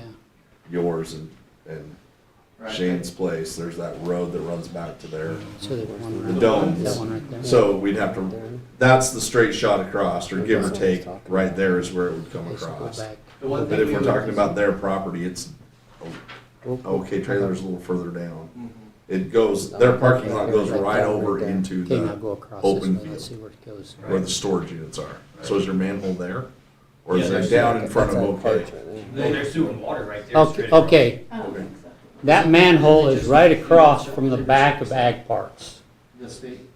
right across. That'd be perfect. On 91? Uh-huh. Yeah, Yeah, I think it'd be a bore. You won't want to dig, you'd have to bore it. Well, the thing is, if you bore it, you have to be deep, right? Because you can't bore, you can't have a drop manhole, you can't just bore into the side of a manhole 6 feet up, right? You gotta be at the bottom. Well, I used to know if that was an option, if that was an I option. think it's an option, it's a little bit risky, because you gotta hit it. When you put music words like risky. anyway, so maybe, that could be- manhole lines up kind of with the back side of Ag Parts, where he's got his storage containers and stuff. Kind of lines straight up with that. Picture you, Google Earth. That's the one, is you it? can see You the have to manhole. pay a fee to go across the highway then? Yeah, right here. That's not even manhole Yes. stuff out there. No. the it's manhole? one door. Right here. Right, it's down on Anderson. Yeah. In the Do road. you have to pay a fee to go into the highway too? That's what you're saying it is? To bore into the highway? Well, I don't know that you have to pay a You have fee to to bond? go under the highway, but the highway's got probably a 5-year policy or something like that, and so, you would have to That would be your bore, other one. and you would have to hit the manhole. But you wouldn't have to bond with the highway. Same orbit. Just to drill right through. You would have to, right? That's risky. So you don't have to bond with the highway. I don't think you do. Okay. With all this new equipment, it's just not dead on. No. Can't crawl down the bottom of the It- it's manhole, shoot a operator laser error across the sometimes. world. Okay. It's probably been done, Kim. Okay, so, I guess, So there is another option, okay, that I would, I'm just throwing all the options out there. And that is, you could sink a manhole on the east side of 91 and on the west side of the railroad track at the end of that stub out. You could put a manhole there. And you could allow for a standard duplex type lift station that would collect whatever he's got and maybe even tie those other septics into it if they fail, and then bring a small diameter force main across and dump into that manhole. It'd be a lot less money to bore because you're talking about a lot smaller underneath the railroad and that kind of thing. I would try to stay away from grinder pumps. I know that the region has a new policy that if you can find a grinder pump with all rubber parts, you can use it. But I did a little research on that, and I could not come up with any brand of grinder pump that doesn't have steel teeth on the rubber pump. And so I'm not sure what rubber grinder pump they're talking about out there, because everything I found has metal teeth, which is that's the problem in terms of cutting things up and making fine shards. And if you do a grinder then you're probably looking at 1¼ inch or 1½ inch poly pump, just to keep your velocities up and stuff in there. 1¼ pipe? Yeah. And that's a little bit harder to get for adjustments. I was thinking like a 4-inch or something, but. The problem with the 4 inches, you have to have 76 gallons a minute minimum in order to keep your velocities up in a 4 inch to meet state requirements. And those little residential pump stations, they can't come close. You just can't get the flow. Dave's referring to a grinder pump still, right? Yeah. The grinder pump, not just a regular pump, the grinder pump. So you could do your 4 inch with just a pump. With a regular With a solids regular handling pump, pump, right, like you have right. out to the grove. Exactly. No, But with a grinder pump, you're down to that size of a pipe. no. So, would it be cheaper to go with the grinder pump in the smaller line, or the regular pump with the little bit bigger line? Any ideas? And what's less maintenance for you? Well, at least with a 4 inch, we can run a jetter through that plugs up if and when it plugs up. 1½ inch is pretty much, I don't know what you do with it. Right? I mean, you Right, can't. what do If you you have a do? plug, you can't run a jetter through it. Right. You're gonna hope you can find where it's at or something. Okay, so 400 4 inch would be foot better snake. for your crew and all the way You can run a around. snake, or however many Run a feet it is. snake through it, if you had to. Then you guess you gotta have another power service there to run that pump, like that station would have to. You'd have to have some. Okay, Dave, back to my question. It will be less money to build and to construct a small little grinder pump station, if you could find one that meets the regional requirements of all rubber, but I'm not sure we can find that. But we can build it. You can put steel teeth in it though, right? No. No, you Or can't. you can't. No. No. You'd have to do a lift station. The region allows grinder pumps as long as everything inside is rubber. But And he's not found one. I haven't been able to find it. Now, So there why might do be they- some in the bigger Just sizes. Why do they built- allow that? Because we built it, well, they just did, but I don't know. Why? Good answer, Jeff. I don't know, good answer, I like it, I don't know. The reason you can't have metal teeth is because if you run something like a pop can or something like that. And it shreds it, it can get there. It cuts it into strips that are, screw-shaped razor blades. Because you know how many people put pop cans down that drain. It's really common. I don't know why it is, but it is. However, the screens that are out at the site are 2mm screens, which is what the manufacturer recommends. But those pop can shards will just work their way right through those screens. And then when they hit the membranes, they just start slicing. And so, one pop can easily cost you $100,000 in membranes. 2,000 gallons of chemical can also cost you $1 million. Yeah. So that's why, and pretty much if you use a membrane, and I'm not talking about just you, anybody, when you design a membrane treatment plant, these can't really run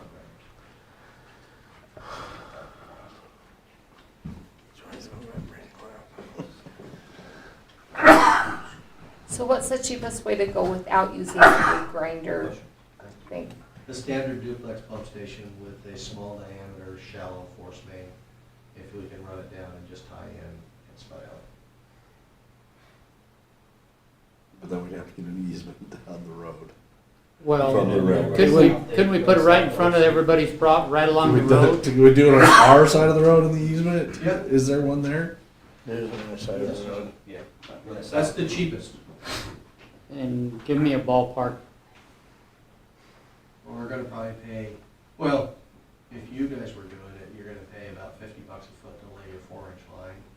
And depending on where we end up with the standard on the lift station, or, you're gonna own and operate that lift station, which is only a requirement if that lift station is a municipal facility, meaning it serves more than one owner.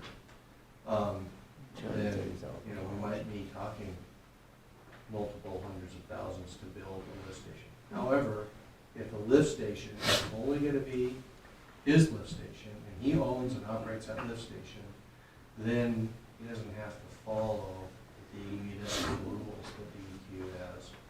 And so you can probably build that lift station for $30,000 or $40,000. I like his cost better than ours. Of course you do. You guys are always spending my money.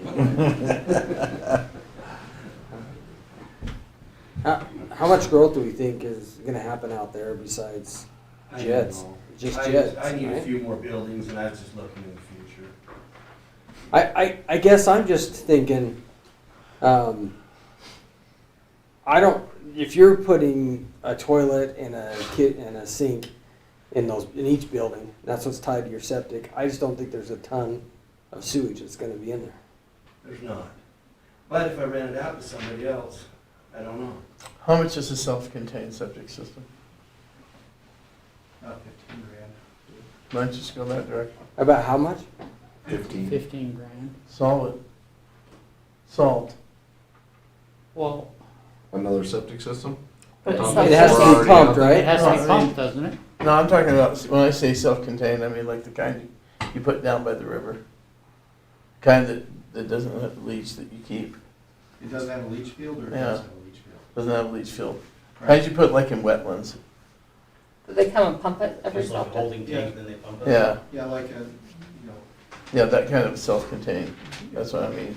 about 15 grand will get you a self-contained septic station. But yes, you do have to pump it when it fills up. But you only flushing bathrooms and toilets and that shouldn't take too long. I mean, it's big enough, you wouldn't have to pump it that often, would you? What are you gonna do when you pump it? Where are you gonna pump it to? Pump it out with service, move it out like they do.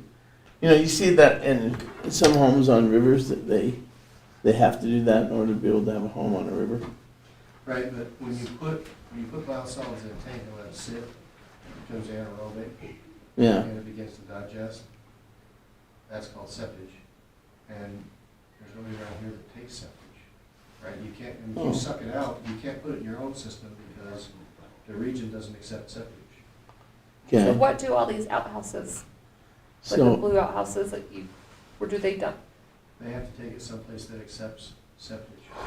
City of Idaho Falls. So I believe Idaho Falls does, right? Yeah. I believe Idaho Falls, yeah. We have a system like that, the dog pound. You have to have it pumped, right? because there's a lot of homes along the North Fork Wash of, it down. in Salmon, up on the Salmon River that have to have all that. That's just You're right there, yes. Most homes along that whole area have to have that. Right. There you go. The soil conditions won't permit anything else. Right. So someone's taking it somewhere, but that's So- what I say you do. Yeah, so in Idaho, when you're out, like out in Salmon and those really rural areas and stuff like that, there is an Idaho code that allows the septic tanks to leak really bad as they're driving on those good roads. On the dirt roads, on county roads. Yeah. I've done that with my motorhome before.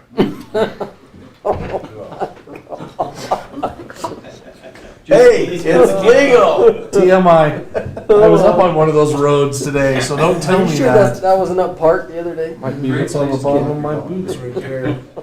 Better than doing a cousin Eddie. Cousin Eddie. But, anyway, if you have a self-contained system, it's got to be pumped, it's septic, and your facilities don't accept that. Okay, Our facilities don't. Right. Idaho Falls does. Our halls does. But you'd have to have an Idaho Falls address? No. no, You just pay their, You you just pay pay their triple fee. A. The You pump pay their septic, fee. they Yeah. take it up there. Oh, AAA just pays it. It's just Yeah. like Pay it's a their fee, phone. that's what they include in their fee. They charge you a couple $100, $300, and Then just cover it. Anyway, okay, so we gotta figure out what we're doing here. You've thrown out too much information. What do you guys wanna do? Well, I think to alleviate our concerns for well two, it'd have to be a self-contained system that has to be pumped. Because that would alleviate both ways.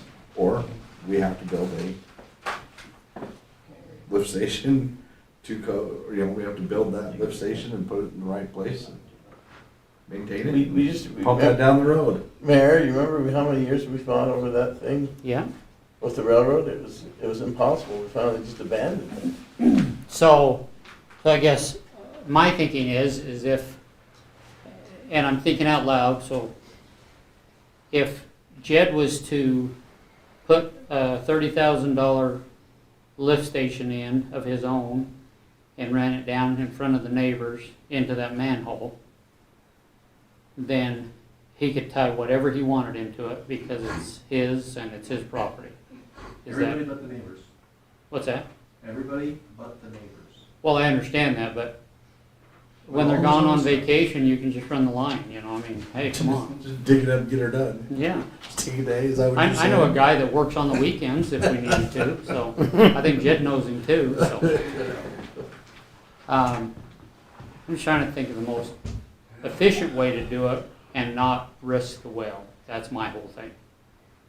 The cheapest thing is to put in a small solids handling, not granular, solids handling pump, and a little forage line, and plug it into the manhole at the end of Spud Alley. That's the cheapest way, and then it's just his lift station, he owns it, he operates it, he maintains it. And then that would take care of all of his property. Whatever he wanted to build, it would take care of Yeah, it. it doesn't matter how many buildings, it's just his property, he can put as many buildings as he wants on it. And you're talking the end of Oak Street, you're gonna run it south to the end of Oak. Yeah, not the end of Yeah, Oak, it's the end of Oak. to the end of it. So does he maintain that 4-inch or do we No, he has to, it's his. all the way to the man? So how do we get down Spud Alley? So there is On the a, other side of Spud Alley on the easement, not on the railroad side. On yeah, the, exactly. on the, shell, Be on on the our east side. side. On the Yeah. east side. On the east side of On the the east side of road. the We road. do have a 6-inch water main that runs down through there, so we're probably gonna have our 10-foot separation, Yes. so. Probably have to go out there and look at it, I guess, and make sure that's. Whose property is it doable. then? Well, it'd be all the different neighbors along there. You can reduce that to 6 feet if you build the pressure line to the same standard as the water line, which probably would anyway. Okay. Right? 'Cause So I- the neighbors will let us put that in? You'd have to get easements from the neighbors because the railroad right of way is 100 feet wide through there. So actually the railroad right of way runs part into Highway 91. I don't know how much, and I don't know how far it goes to the other right of way. So, because we have no right of way through there. Right, so we have to go buy it from the Water main is neighbors. probably No. railroad right away. No, Yeah. We don't have to buy an easement from the neighbors? Yeah, no, I- it's the road. It's not, we don't have a right of way over there because it's Spud Alley, right? so the railroad has a right of way there. So we either, so We either buy from the neighbors or we buy from the again, railroad, we gotta it'll buy be an a easement. temporary easement. That's all the railroad will get along in their, that right of way. So I think we're Is back any down of to the one Spud option. Alley- Best option is to run it down that, but we're not gonna get that easement. We don't have it, and the railroad's not gonna get it. We tried it for 2.5 years. I know we did. Is there any part of Spud Alley, like the east edge or something, that's not in the right of way? Yeah, it's property owners. Right, but I mean, it's a road, right? It's not a Well, road. it's not really a road. I mean, people have been using it as a road. They have been forever, but Spud Alley is on the railroad right away. But Highway 91's on the right of way too. Part of But it, it's yes. state owned, Yes. they're not gonna argue with the state of But Idaho. I was wondering, Jeff, is if there is a small corridor of the east edge of where people drive that could be considered a prescriptive right of way that will allow us to go to those homeowners and say, we're gonna put a water line in here. Well, how did we get our water line in there? I don't know. Oh, How do you create a prescriptive easement? Just by, A prescriptive easement means that you've been using an area for a municipal purpose for 25 years or more. It looks like you'd only have to do the first house, which is whose? This is the first house after the storage units. and we can, Whose? Shirley Peterson has a house there, and then Shane owns where Bernard Shane's Hubbard- property isn't an issue, because at Shane's property, at his driveway, there becomes a grass strip in front of all the fences that run all the way down to the last house on the corner that sits out there. There's no buried ditch there, right? There's no ditch, but there is no road there either. It's just runs right along that edge. So it's just the first house past the storage units and the last house there as you turn off from, onto Oak. And that last house probably isn't an issue because that hidden manhole's back this other way. It's back, Where is that? it's before that corner house, Is it? before you make the turn. So then it might not be an issue because there's all kinds of road, all the fences sit back off the road. Everything does. It starts at Shane's. It's the property before Shane's that would be the issue. It starts Where would it at start? that starts, well, he's gonna be putting it up here. Sandy, you He's sure gonna there's put not it a up buried, here somewhere. buried So it would go in front of, irrigation line in Yeah, it'd be there? here, where his new building sits. I so it don't would know. go in front of. Yeah, Go somewhere over here, yeah. We've dug up that water main before and we haven't ran into irrigation Would it ditch. go here? Yeah, it's gonna run long in front of there. Next to the road. I think the irrigation dish runs back behind Go underneath it. Shane's and all, Right. behind those homes. All Okay. East Oak. And then at Shane's. Yeah, it Shirley starts- Peterson is the one who owns that home. But Okay, the widening starts at Shane's. so City of Idaho Falls put in Sage Lake's. Oh, you'd have to have it engineered, make sure City it's of Idaho surveyed, Falls make sure put in we're Sage off Lake's the right of way. golf Did I understand They that have you no said it would be sewer and okay to no put in a right-of-way. self-contained system? I think it would be, I'll put in a self-contained system. if it were me, I would be doing it. That's why I brought it up. Instead of I think putting if it you- down Spud Alley or under the road or any of Could you that. put in a self-contained system for like 2 buildings? That's what I was. Well- thinking. And you run in, System both run between into it because you're every two pumping it buildings. yourself. Hey, you can. Well, you could put more than 2 buildings in if you Yeah, wanted to, yeah. because, You only use them restrooms for crying out loud. That's not like he's yeah. not I think that's living there. fine. That's what I would do. That's why I brought That's it what I up. would prefer to do, just put in a self-contained system and be done. That'll save everybody a lot. Yeah, can I get that 25 minutes back? No. But you should. All right, So, do we need to make a motion or anything on that? Does he need a? He needs a letter that we're not treating it right? no. We probably have to do a letter, say, 'cause on a self-contained system, we have to get a permit from the health department? Get a plastic tank jet. Sure you You do. don't? Okay.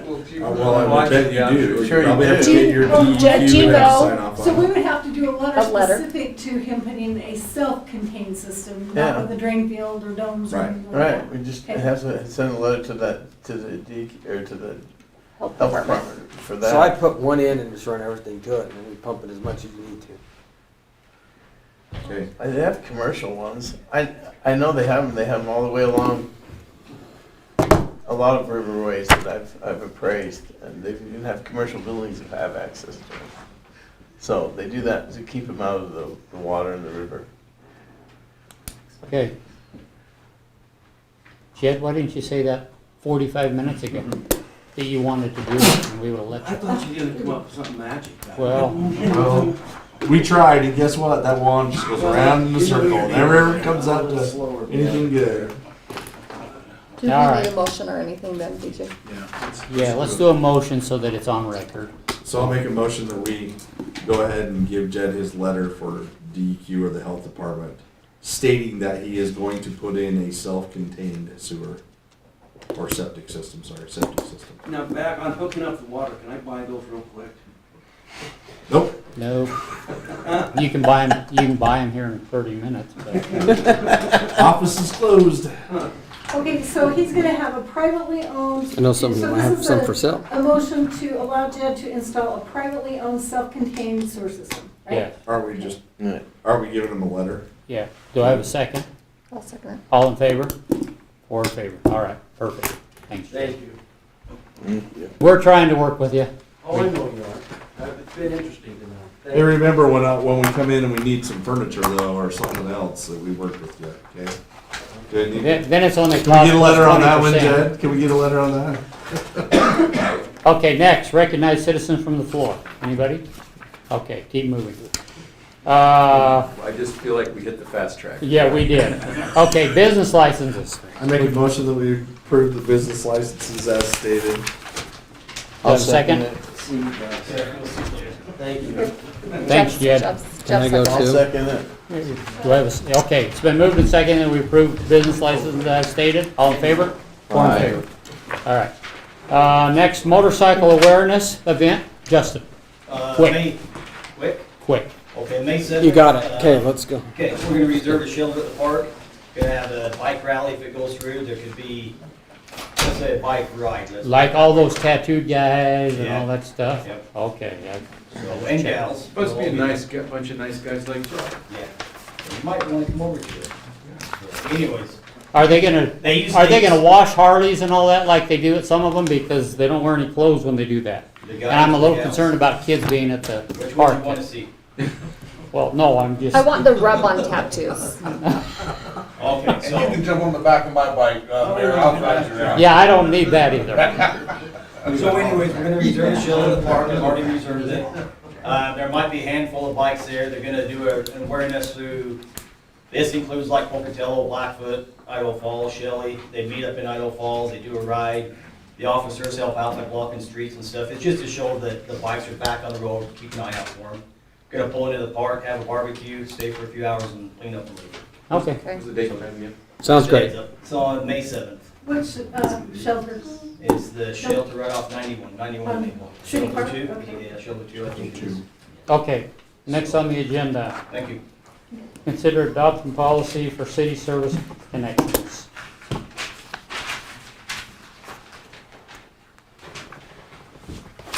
I guess I gotta find that one.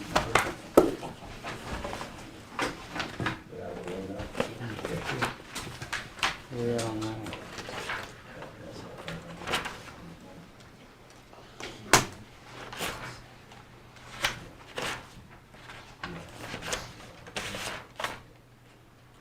On the memo, I outlined some of the things that has been brought up about to consider adopting policy for service connections, requiring anyone purchasing a connection to pay the monthly utility fees for water and sewer. In the past, we've had a little bit of problems with contractors, mainly a lot out at Copper Meadows, because they're not really associated with the city for their building other than paying for the connection fees. So we have a lot of them that the plumbers just turn on the water, and then we don't know that they're using sewer and water because they never called to get set up an account. So they're using those services. Sometimes a property owner will come in 3 months down the road and say, well, hey, should I be getting a bill, or how come my meter isn't there, or whatever. And then we go, well, how long have you been there, or how long have you had water? And so it's basically just on your honor system. So we've tried to get them to set up an account when they come in. A lot of them are reluctant to do that. This would help that portion of it. So if once they paid for the connection fee, I think Dave has talked about it, when you pay for a connection fee, you're investing in the facility, the system. So by investing in that facility, you should help maintain that facility by paying the monthly fees, whether you use it or not. So that's what we had talked about. At the time, a connection fee is paid for. And if people didn't want to do that, they could sell them back. Well, for prepaid connections, that was the second part of that. There has been some prepaid connections. Do you want to have that be the same way? If somebody has pre-bought one, already holds that certificate, do you want them to begin paying that monthly fee as well, or have the option to sell them back to the city? There was a two-parter there. Okay.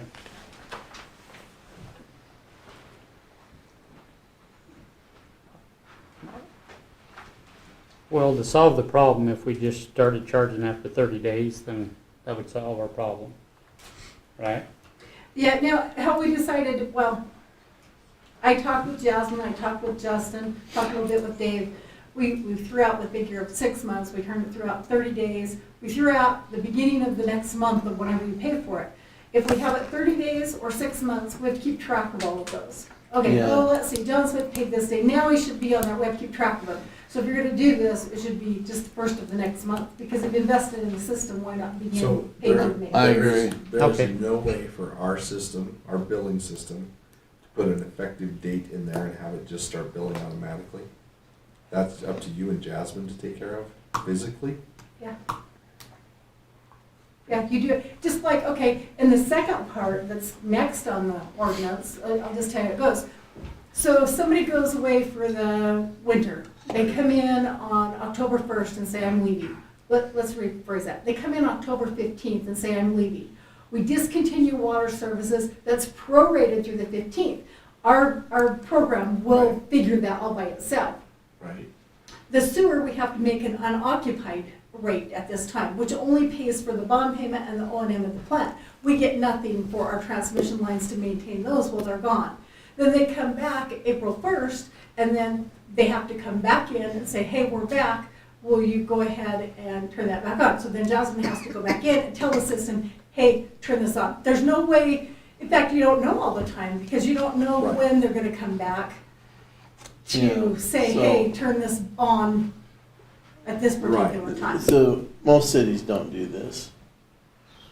I was gonna say, is this some service we offer for free? This is a service we offer for free that we So we should stop doing free. Well, it's cumbersome, it's difficult, and we Because have, if we have we have software that automatically did it and it was just a key in and key out, bang, and it does it, that'd be If great. you're talking about those people that leave for the winter, Yeah. they don't know exactly if they're coming back. you don't know if they're Right. coming back. You But don't know if you they could can have go a- into the system and say, I wanna turn it off, and click the button, the bill goes down by But it's more half or whatever. it's more problematic than that, Lace. Well, I'm sure it You is, have- so why you do have you do Same it? we with have like people that go apartments, out- if they don't rent their apartments, they're off for a while, then Right. they come So- in 3 so- months later and say, Right, hey, so they Airbnb their place while they're down in St. George, or they So have why their do we kids do come this? stay.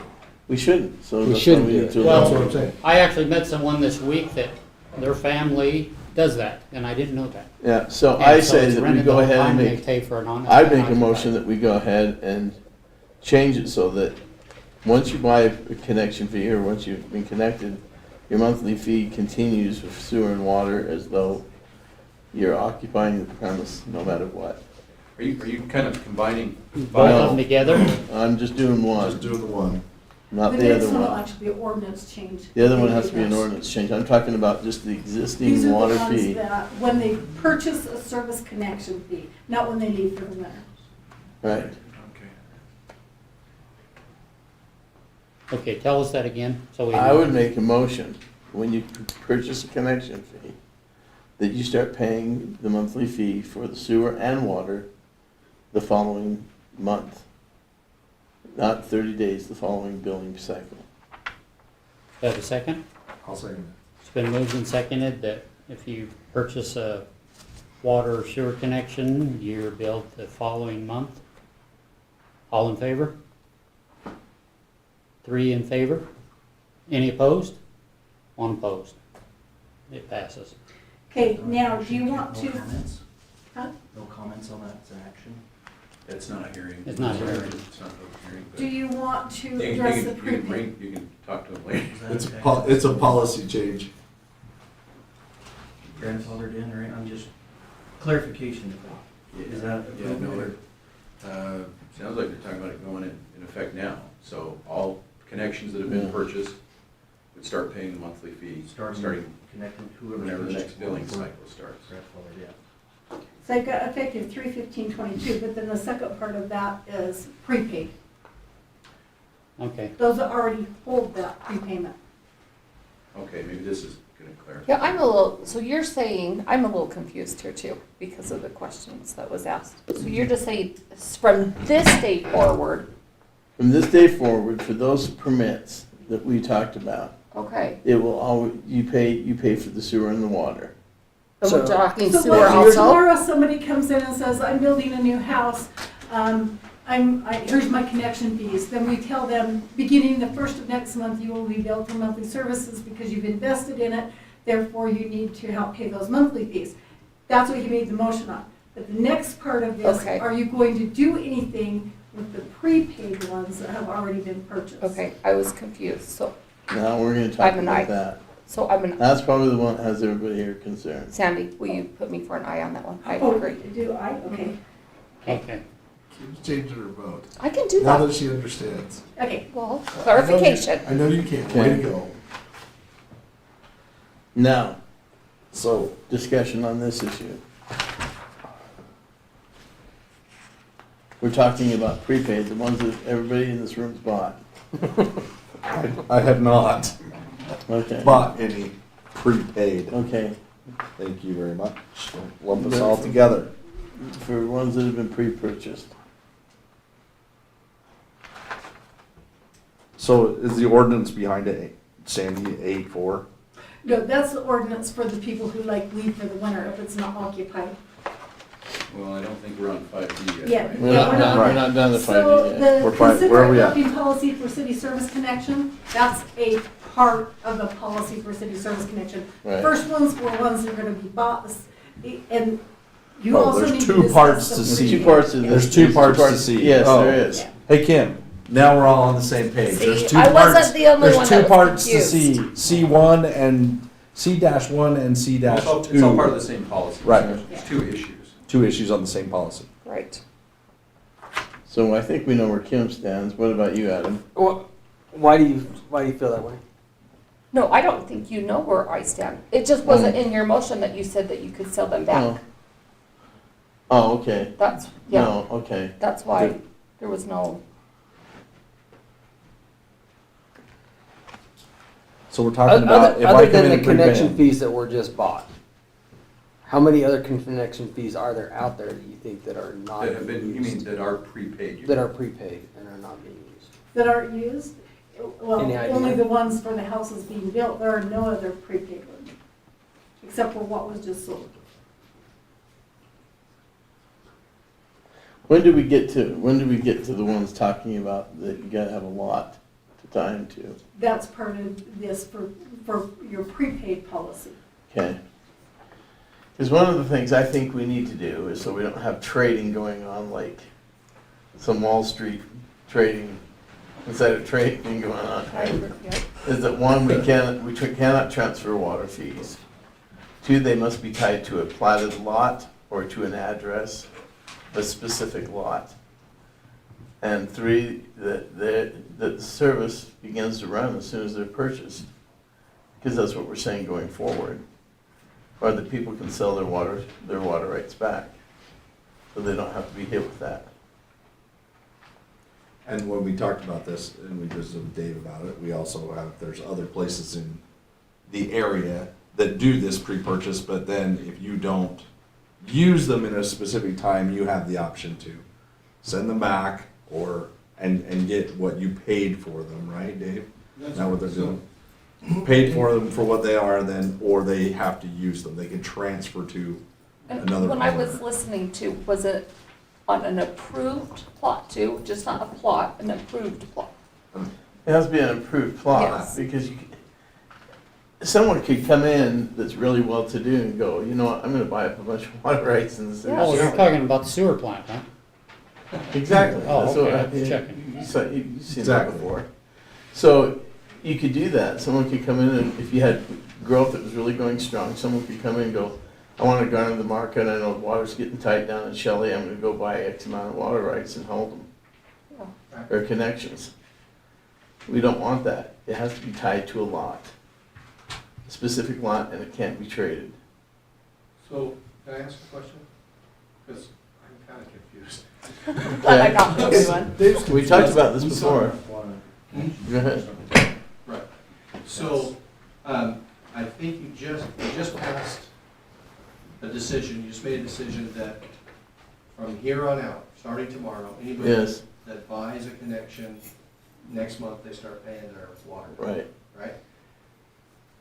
But I thought what Sandy was asking is, anybody that bought a connection previously, that, you know, and identified that, you know, there's not any there are no, you know, 4-month-old outstanding services that are not tied to a specific billing grid. Everything is brand new. So the question I thought was, what do you do with ones that were purchased before tomorrow regarding paying the sewer, or paying the water bill?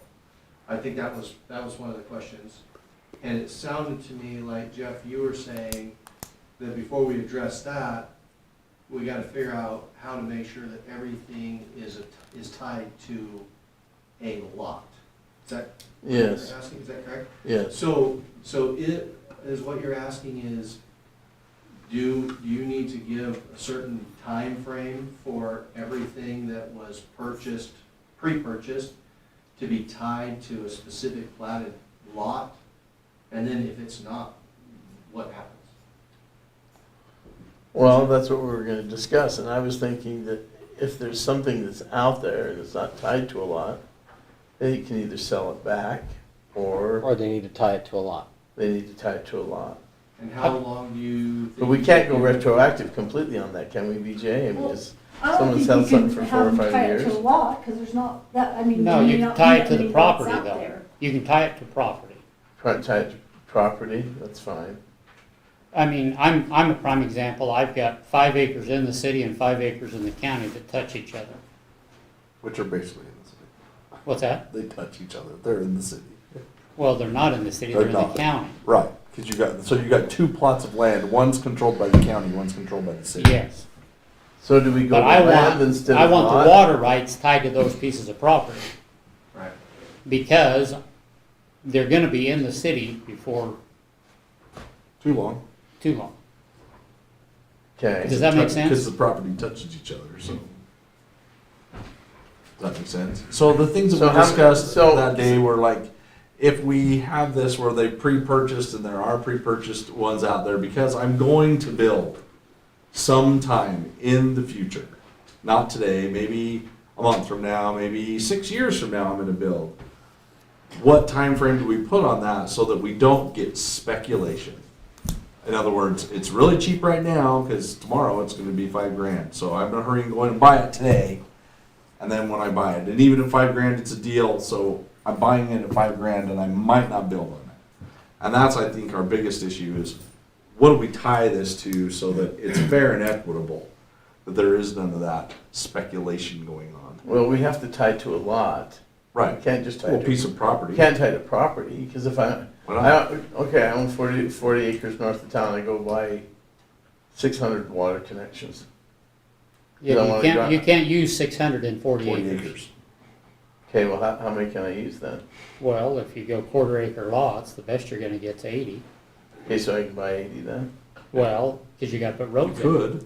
Yeah, So you could buy up to 80. 'Cause And see, then my you would point, my pay- point is if you don't go with lot and block, then you're speculating how much you can put in. So Right, you but if we put it. You put in the ordinance, is, as many as you can down to what, you can break down a piece of property, or do you go to a lot and block? Or do you go to a lot or a parcel? I think you go to well, I think if you put it on a parcel, then you're only gonna have so many division rights, correct? Your parcels can only be subdivided depending on where it sits. But that's county. So, well. yeah, in the city, you can That's put a city. Yeah, you subdivision can do in. subdivision in, Yep. but then you have to have one for each one of those lots.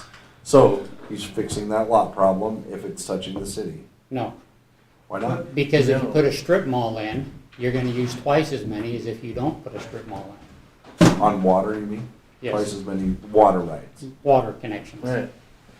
It does seem like there is some protection if you have an ordinance that says that once you purchase them and you tie them to, a lot, Lot, whether it's a lot. property or parcel or whatever, if they're not transferable, it seems like you have some protection, because if you have a 5-acre lot and you buy 100 connections, you're probably not gonna get to use them all, because you can't Use 100 on 5 on acres. 5 acres, right?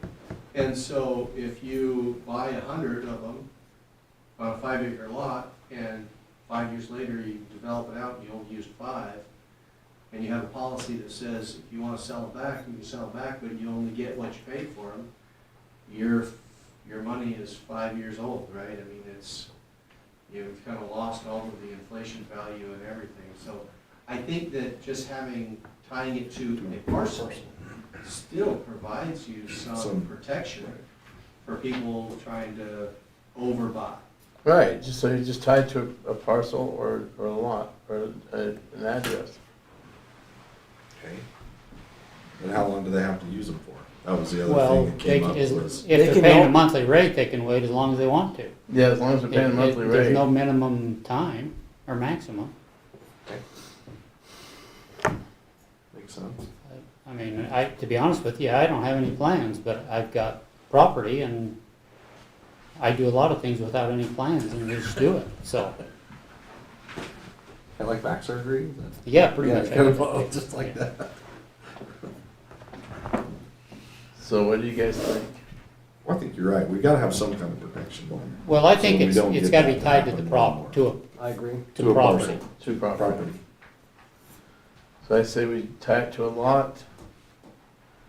And what about start paying service fee in the next pay period? What about that? Before we move on from that, if there are I guess it's- connections that have been already purchased that are not currently tied to any particular property, we have to have some kind of a window. right, To So time. there's not To a time time to to the fix property, that. right. So you need to discuss that. that's true. So a couple things that we talked about were setting a date, a date on that, how many months, how many years, whatever. The other thing that was discussed was the minute they pull their building permit, then it comes into effect and then they have to be part of that.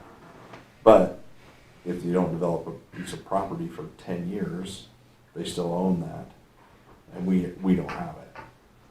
So that's kind of the rub, I feel like, is that we need to have some type of time frame attached to it, because that will also stop the speculation on it. It will be, okay, I have this, I'm not gonna waste my money on having it if I'm not gonna build on it in 5 years. Well, I think that's what you do when you have them start paying on the beginning of the next month Yeah, after purchasing. Right, but if you were to buy let's say you bought 40, so now you're gonna pay the monthly fee on 40 connections, and you're not gonna even have those connections in for a year, Well, then you can, 2 years. Then you can sell them back immediately. So, but didn't everybody that bought, pre-bought connections a couple weeks ago, didn't they already all have a piece of property in mind? I mean, does, I think so. so, yeah. I mean, if you give people 30 days to clean it up, isn't that enough? Well, I think so, but that's, To clean it, what do you mean by clean it up? In Like other words, attach it to a lot? yeah, attach it to a property. Attach it to something. Attach it to a lot or an address or pay it back. I mean, I don't think anybody just came in and bought a bunch and doesn't own any property, doesn't have anything to tie it to, and just bought a bunch. Did that happen? Justin We tried to. tried to. Justin and Jordan were trying to get in on the deal. Luckily, we had a good guard dog, so no, they didn't get any. I mean, it just seems like, I think that going forward, I think that anybody who buys a connection needs to be billed on next month. Okay, so we've We got already that talked about portion. that. We got So that. the settled. prepaid connections that have already been bought, I've got down here, they must be tied to property, and we already know that the property's already tied to. So for me, I guess, You're asking if they should I start being really don't billed. want to retype 330 receipts. So What are you gonna do the rest of I the would week? Come on. assume that a letter designating what those lots, what those connections, what property they're going to would be okay. And then you're saying they must begin paying the monthly services at the beginning of April, because April will be the first day of the month. They have the ability to sell those back to the city if they choose not to do that, not to tie them or not to pay the monthly service. And are you making these non-transferable to other pieces of property or other people? Okay, so this is Stacy Pasco, you guys can override me, I don't care. I'm saying you give, any pre-bought ones, they can sell them back, no problem. They have 2 months to have it laid out what property it's going to, and then in 2 months they have to start paying monthly fees. Is that too long?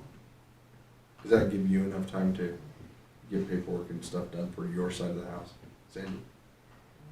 Yeah, because I think what I'm gonna do is like, so if there's 30 connections that were pre-bought and that property is a certain address, I'm gonna bill all 30 connections on that address, and as each one is used, then a building permit will be issued and we'll have an address. So one will come off of that group of 30 and go to its own address. So that 30 will just kind of sit there in that generic piece of property under that person's name. It's kind of how I had in my mind to do it. So for the building. does that help you? Does that make it feasible for you and your crew to take care of it? Yeah, we could do Okay. that. Yeah, I mean, it's no sweat on Justin's or Jordan's side, as he does building permits, he'll have an address. A They'll plotted just have to address. bring in that receipt to prove that it was. They'll have to show that one connection fee, was right? already bought. They'll have to Because show it they have to give that receipt to redeem it for the connection. for the connection. Okay. That seems fair. Because I think that everybody's on, everybody's winning on that side of it. Those who got it at a deal, those who have to take care of it after the fact, and we're not hindering our side on that side, right?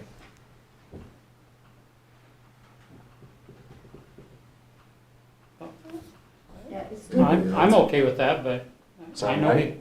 Yeah. I know what mine are tied to, and I think these guys know what theirs is tied to. Kim, what do you think? Yeah, I agree. So, So are you making them non-transferable?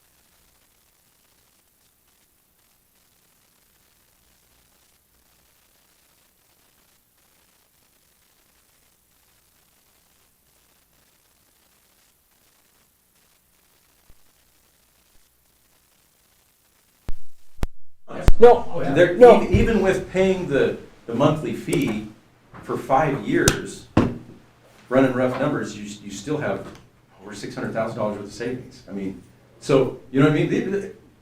That's kind of just the reality of it, and that's why you did it, that's why it was a smart move. And anyway, we have to look, I think you have to look at the full equation, full calculation of what we're trying to, the whole idea of raising the connection fee is because we want to be able to continue to provide water to people. Right. And if we don't have money to do that, who's gonna pay for that? That's the question.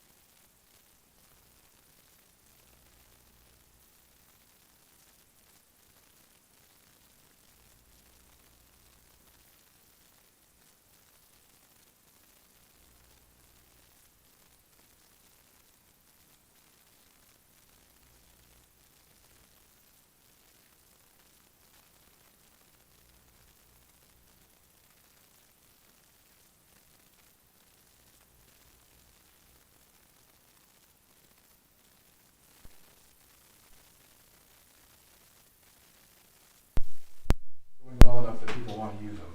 And it seems like it's kind of this free market thing that if you need them and there's a demand for them, then we're not going to have any because we're going to be selling them too. And if you don't need them and we have a bunch of them, then you're not going to want them to expire because you don't need them. I mean, it's kind of a supply and demand thing, it seems like. Yeah. Well, I mean, it's real advantage to pre-buying them like you guys did if you're gonna build the houses. Because as a developer, typically if you don't build the house, you don't pay for the connection fee. So if you're gonna build all the houses, that's where you save the money. Unless if you're gonna turn around and sell it to the property owner and say, hey, it's 5,000, I'll sell you mine for 3.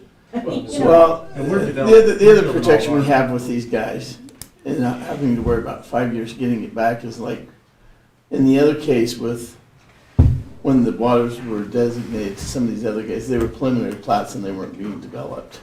But then again, they got division, 2, 3, and whatever. We've already got. I think the we've other already issue got was preliminary though, plat. yeah, there wasn't, well, I don't know. And we had preliminary plats on some of these other places, and we were signing water to them as though they were vested. But they weren't bought, right? The water, I mean, the Well, connection well, fees were and not, and the they're land not was, bought. and the land wasn't even bought at that point on Christensen's. No, it wasn't. So I think in this case where they are bought, we don't have to worry about that 5-year I agree. period. So I think what we do is we just go out and say, basically that they have to be tied to a piece of ground, and that all previous ones that are out there must be tied to a piece of ground, and that they have to be, that's it, isn't it, basically? Well, and then I think moving forward, I think that they need to start being, Well, from this point on, right? Moving forward, they are gonna have to be tied to a lot, but we said that. Well, that was the first motion. That was the first motion, so we've already got that settled. Right, this is, So I especially think, for those that have. so in been this pre- motion, I would just make a motion that we go ahead and say that any lots pre-purchased must be tied to a parcel of land. And Okay. you want them to be able to When are they gonna be start paying transferred. for them? I think going forward from this point on, they start paying the next month, For any pre-purchases that are bought after today. after today. I don't anticipate any pre-purchases unless, I don't either, but unless you Oh, don't well, allow, why not just not allow pre-purchases unless they're pulling a permit then? I'm good with that. I mean, that'd be the most simplest to have to Yeah. keep track of all of this. Yeah, I'm That's good what I'd with that. say. So no pre-purchases unless it's tied to a permit. Right. And so for these, so you're making a motion that the pre-purchased ones at this time must be tied to a piece of property. are they transferable to other property? No, Okay, and they're non-transferable. non-transferable. Hold it, they're transferable to the same Within- property. Within the same Within property, but different not to owner. another So if piece you of have property. parcel 83602, and within that 83602, They all of can a be sudden it tran- becomes 50 lots, as long as that 50 lots is within that parcel, then it's not considered transfer. I mean, Right. it's not being transferred, it's As long because it's as still within within the a same. defined, They can't- within they a can't take- defined parcel. Yeah, you can't take them to a different piece of property. Right, that's being a defined parcel. They can be transferred to different ownership, whatever that might be, bought or sold. They cannot be transferred. Well, to a lot of, different person. several subdivisions, the third owner finishes them. I mean, Right. Right, the first one builds half Exactly. of them. And but the it's next all one- still, it's all still the same Yeah, property. yeah, it's still the same property. Okay, so within your motion, do you want anything about the ability to sell them back? No, because Okay, at so that no point, refund No, still? No. no refund. no Okay. refund. And no monthly fees? Okay, he, No. Sorry, quick, on that note, if, I mean, like, for example, in ours, I don't know if we got our numbers exactly right. I mean, we might have 5 extra water rights than what we had. If you, so Well, you if I asked can't- for 67 on that one, but you only paid for 62, so that Right, 5 got yeah, taken out. what I'm saying is, we need to, if there are extras, because if people, I think we did the whole subdivision, but there's been a few people that have bought theirs already, 1 or 2 at least. And, Or if you don't build it with the density that you were right, estimating. I mean, if I have no, then I have no way to get rid of it. I can't sell it back to you, I can't sell it to somebody on my, because there's nothing left. Oh, Yeah, is that, I guess. is Okay, that- I'm gonna speak up now, I've been quiet. But at least you're saving all that money. True, because Yeah, I I'm don't- in a situation, and I haven't said much because I purchased some, but I represent the city. So I would be okay, like, okay, I'll sell them back because I represent the city, The people. the people. Yeah. So I was like, I'm in a tough situation. So I think if you're a few over, be thankful that you're not. Right, I just wonder, why not have Sure. the option to sell them back to the city? Part of the risk they took, right? Is there any? Because they're not gonna do anything, right? Because you're not gonna use them, and the city's gonna be obligated to a connection that it's never going to put anywhere else. Is that kind of what you're saying? If I can't use them, if I don't have enough lots to use them, and I can't sell them to anybody else on another lot, can I sell them like the city for the same price I bought them? Maybe for? if you give him an option to go figure out how many lots he's gonna have and sell it back, the city, he can sell it back to the city within 30 days. Okay. I'm good Sounds with fair that. to me. Is that fair? I don't, But Or doesn't he have equitable? 2 months to figure out what lot to stick them on, Oh, maybe it could be tied to that then. right? we Yeah. need to restate the motion so that we're all. So let's restate I've the got motion. So some- here we go. yeah, I was gonna say, I don't even know Let what me the go motion ahead. is, So the motion would be,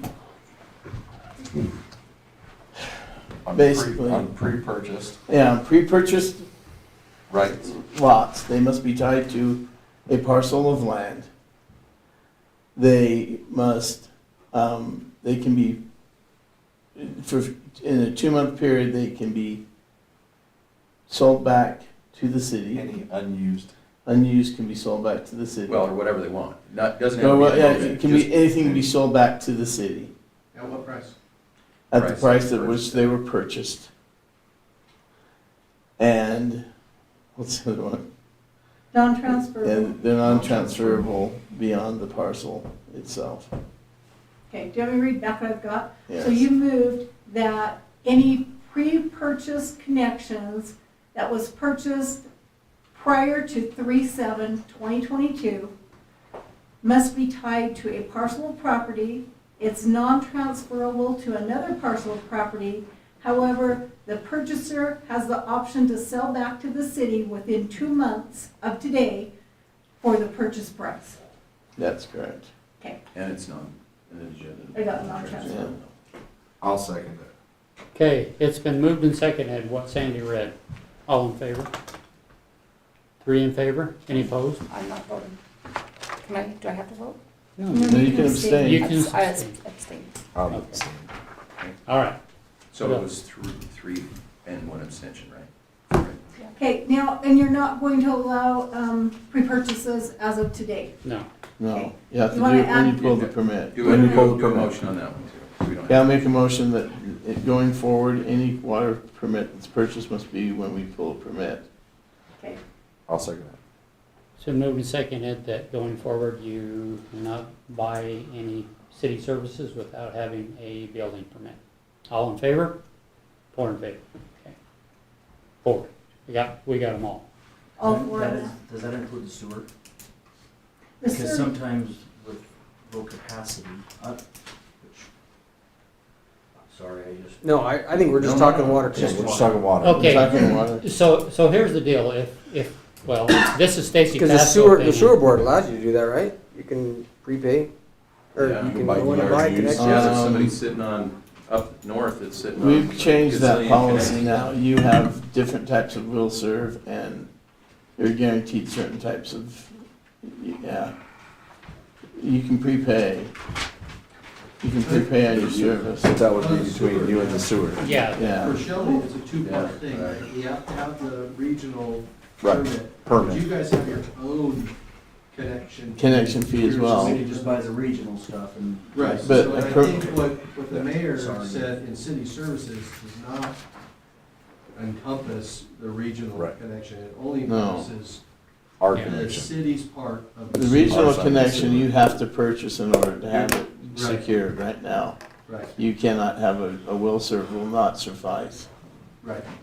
The last motion was no pre-purchase of services, there was a vote, and then afterwards, there was a comment about it only applying to water. no, it Is applies that- to city services. Okay, so we don't need to fix that. They were just no. asking about Yeah, the but I think that's a region, good- and that's the a good region clarification. is That's a good separate than the clarification. city. Yeah. Right. So they Right. can pre-purchase the region, but they still have to purchase the city's Services. portion And at the time. at the time. At the Okay, time of the Okay, I just permit. want to make sure if that's really what we were Right, so saying. water sewer services purchased at the time of permit. Does that make Okay. sense? Yeah. I don't even know where we're at. We're on 5D. 5D.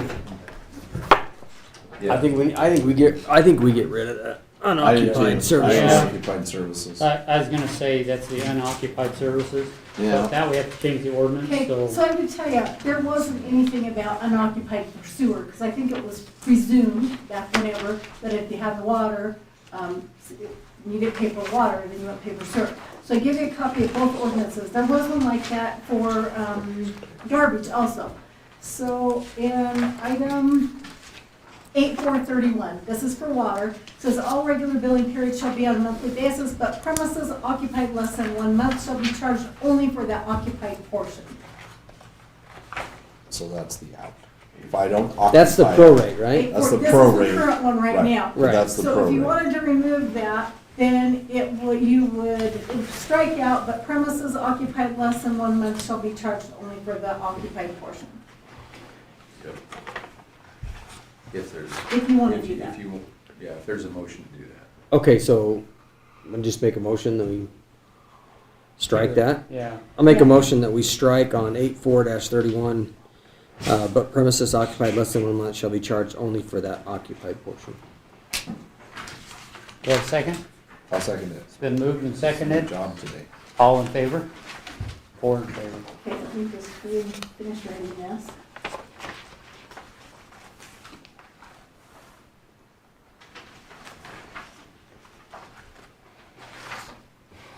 I think it needs to be noted or said that the reason why we're really looking at this is because there are people who are, their residence is still occupied even though they're gone. Yeah, this happens on like apartments too. Right. We don't charge if they're not there, but we don't know for sure. It's all Right. based on an honor system. Same thing, they bought into it, they need to help maintain it. Yeah. Just correcting because- an open door. And now getting to sewer, we don't say that in there, but we've adopted a resolution where we have our fees set. And I guess we can talk about that next, so it's not part of the ordinance, so they don't have to pay. But we've adopted a policy that if they're not occupied, they only have to pay the bond portion, the bond guarantee portion, and the O&M for the plant. They don't pay our portion. They're gonna pay our So portion. for if taking you care of want to change that resolution to delete the unoccupied, where they have to pay full services if they're gone, then that Yes. would be a resolution change. Yes. Okay, we need to make that resolution change then. Did I make a motion that we change the resolution for sewer to include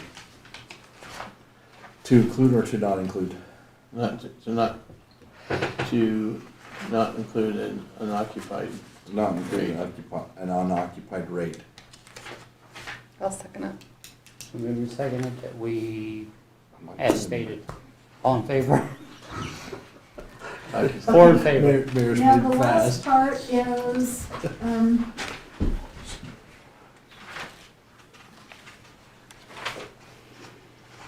okay, what's that here? Do you have to make any, not on garbage? 8.6, this is for the garbage, 8.6.17, it says, there shall be assessed for each occupied residence or occupied business a monthly charge and fee based upon the services provided. So basically, that's saying if they're occupied, we charge that. So I guess, would we add to that? Well, if they don't Just drag it, take- if they don't drag it out to the road, then Toby doesn't dump it, right? Yeah, No, they I- take it to their Right. neighbors. But or they take the can of their neighbors and then the neighbor fills it up. Neighbor fills it They up. So told I us have to that do way. is strike, Is that how that works? why don't we just strike Okay, occupied? occupied. Okay, so take out the word occupied, there shall be assessed for each residence or business a monthly charge. Yeah. Yep, Yes. perfect.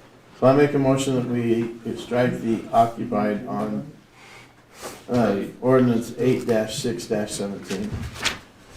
Do I have a I'll second it. All right, and moved and seconded that we scratch occupied. All in favor? Who Four seconded in that? favor. Like, I seconded Okay, everything so tonight. basically what you're saying then, when people, any apartment that say they're unoccupied, anybody that leaves for the winter to go south, they're gonna pay full services. Yes, That's your that's what we're intentions, saying. right? Yeah. That's the intention.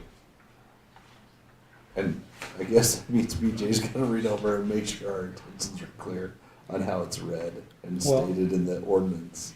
I I'll don't, check. I've never owned a house in another city that I didn't get charged every month, even if I wasn't there. So, I never owned a house in another Oh. city, period. Well, I've always and that's the hated point. The Hey. point is people send them one My to their grandma- neighbors, they go grab My them, grandma you know. died, and nobody was living in the house. Okay, 3 so months before they got it to all amend finished this up. ordinance, Had to pay we'll them. have to draft it and you will actually have to adopt it before it becomes effective and have to publish it, okay? Okay. Okay, hey, Kim, that's just because you don't want to. okay, we're next. Oh, let's see, what's next? Jeff and his arterial. Discussion on arterial and collector roads. Okay. This better be quick, Jeff. I don't know. Okay, this is really quick, but this is really important. Dave and I talked, and Justin and I spoke outside of a meeting in regards to what my concern is what becomes collector roads and what becomes arterial roads. Arterial roads need to have 80 foot of asphalt on them. They need to be roads that access the city, that provide for a circuitry of travel that's more than just a typical road. I would say that something like Hanson Road would be a collector, where something like the Taylor Highway or the New Sweden Highway would be an arterial road, meaning that it's a 5-lane road with 5 lanes of traffic, which presents a problem because we've got developments that are occurring along those kind of roads. Now, Adam spoke about this several months ago, his concern when we were talking about adding a new development into the town about the traffic study and how it was Center Street large enough to accommodate it. If we end up building 750 homes on one side of the road and almost 300 on the other side of the road, is a 62-foot wide road going to be sufficient to handle it? I would say no. I'd say we need at least it would be considered an arterial road. So we need to figure out what do we identify as arterial roads and collector roads, and then make sure that we build to those, because we don't specify those in our ordinance as to what constitutes an arterial or a collector road, other than size. And I would believe that Taylor Highway and New Sweden Highway would both be considered arterial roads. Should. So I think, Jeff, in that conversation, what we were talking about doing is having Justin, I did go through and kind of identify the roads that we think are major arterial roads and roads that are not major arterial roads. The reason this kind of comes to a head, and the reason Jeff pointed out, is because if you recall, in the last round of modifications to your road sections, we approved a 62-foot right-of-way for all collector roads. However, in your ordinances, where an arterial road is identified, then it needs to be an 80-foot right-of-way. We don't have a road section that is designed for an 80-foot right-of-way. If we're gonna have arterials, we probably should come up with that. We had a similar, or discussion along these lines when we were talking about the park subdivision, when we first started talking about the park subdivision. And what we decided on Center Street was that because it necks down to that bridge, east of the bridge, the 62-foot right-of-way would be adequate, but we would probably have to restripe it to 2 lanes and a turning lane, which is kind of the direction that we gave to the parks and to the Fox Crossing subdivisions. When both of those go out, that road will be improved to the 62-foot right-of-way. I think what Jeff's coming up with is saying, but wait a minute, if we're gonna have, nearly 1,000 homes pouring onto that road and then coming in, maybe that really is an arterial and should be an 80-foot right-of-way that is not 2 lanes and a turning, but rather 4 lanes and a turning. Have you ever driven down Holmes Avenue? Yep. At 3 o'clock in the afternoon when the high school's getting out? Yep. Needs to be an arterial road. They put it in front of Home Depot. You look at the roads, Ammon Road, 35th, Crawley Road, all those roads out there, they go in the mile, along the mile marks of the section line. They're all 80-foot wide roads. They're all 5-lane roads. And you go and put houses. I mean, when we start talking about kind of development, we're talking 20 years down the road. Might be pie in the sky, but you go out beyond these developments and you start putting development in, and you have a 62-foot right-of-way coming into town, it is not going to be sufficient enough. Someone's going to be buying right-of-way, and it's going to be in houses and back, it's going to cost me a fortune.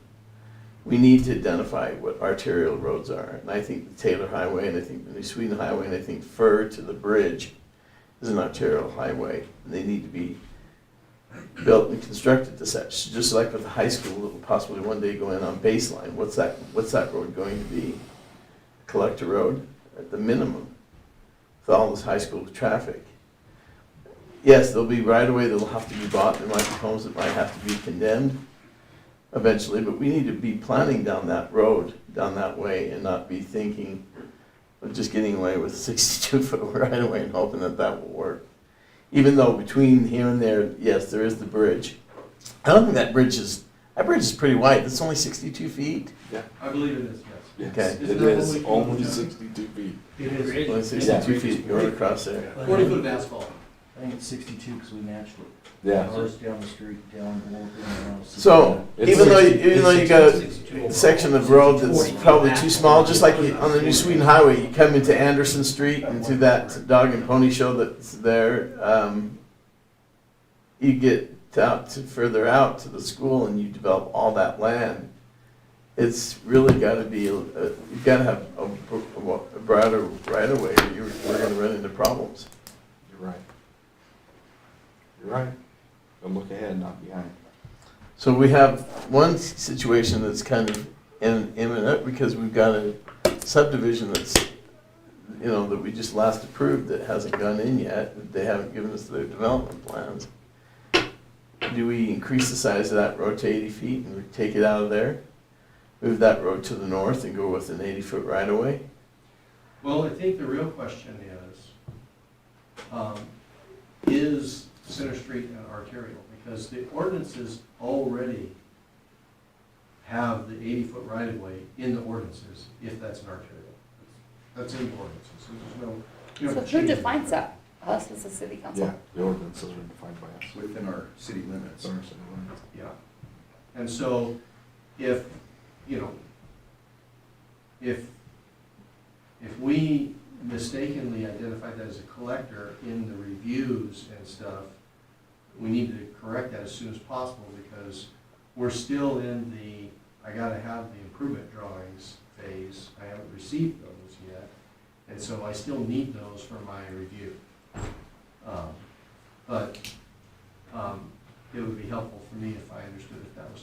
if that is in fact an arterial, then the ordinance says it has to be for that. All At right, the time that they submit a preliminary plat, it should show the right of way on there though, right? They're planning on 62 feet. Okay, so the one that I haven't received development drawings for, the preliminary plat has been approved, and it shows, for that particular one on East Center, it shows the parks has a right of way of 31 feet to the center line, and going north to where Fox Crossing is, it's 40 feet, I believe. So there was 9 extra feet allowed for a turn lane. So should an arterial road, if it's gonna be an arterial road, shouldn't that be designed at the time of the preliminary plat? Shouldn't it be decided at the time Well, the the preliminary road plat should be, comes the in? road should be defined before that, though. So it would be convenient if it was in preliminary plat days, however, by ordinance. wasn't. It has to be done by the final plat days. Right, Right, I mean, you can still make changes to a preliminary plat. to a preliminary plat during the final planning phase, Okay. right? So do you want like Justin and Dave to identify which streets should be arterial and Yes. collector? Like, so we have an idea? Yeah, Yes. I would ask that be done immediately. So is ours the final plat? I just wondered, because we have an RA and can't go smaller than a half acre. So Your we've final got plat's half been acre, approved. so final plat, so we wouldn't come in and No. approach on our side and go, okay. We'd probably be moving more to the north, and it probably would be to a benefit in the long term, because it would be less homes that would be affected along that southern There's only end, one on the other side of the And we've road. got- going through power the line next drawn. half mile. Right.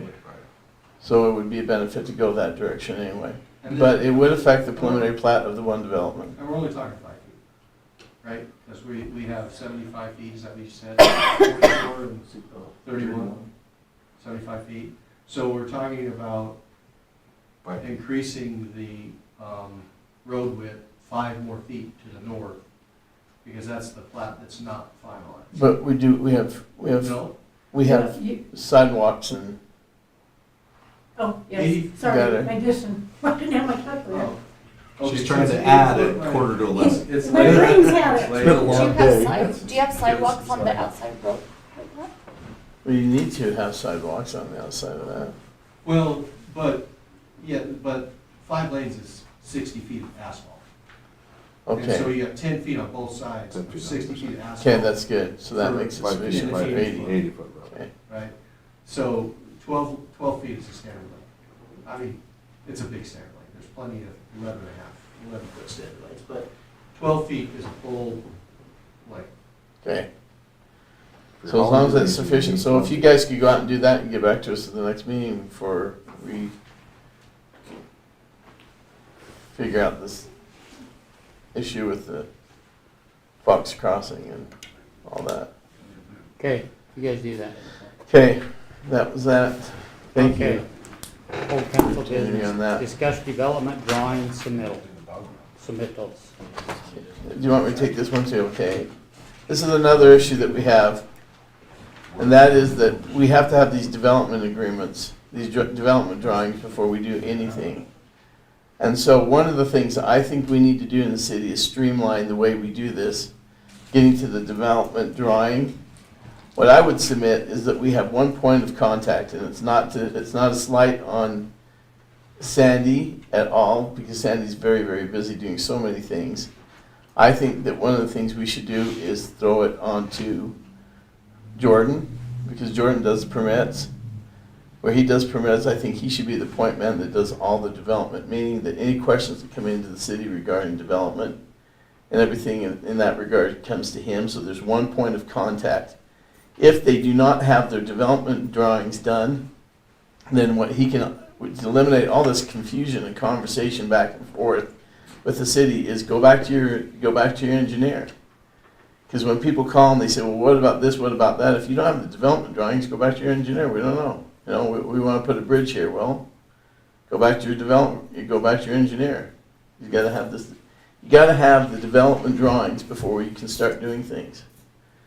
And so that's imperative that that has to be done. So I think we should put into process where the city keeps growing like this, that we have one point man that covers all this, and that we throw all this stuff back on the developers.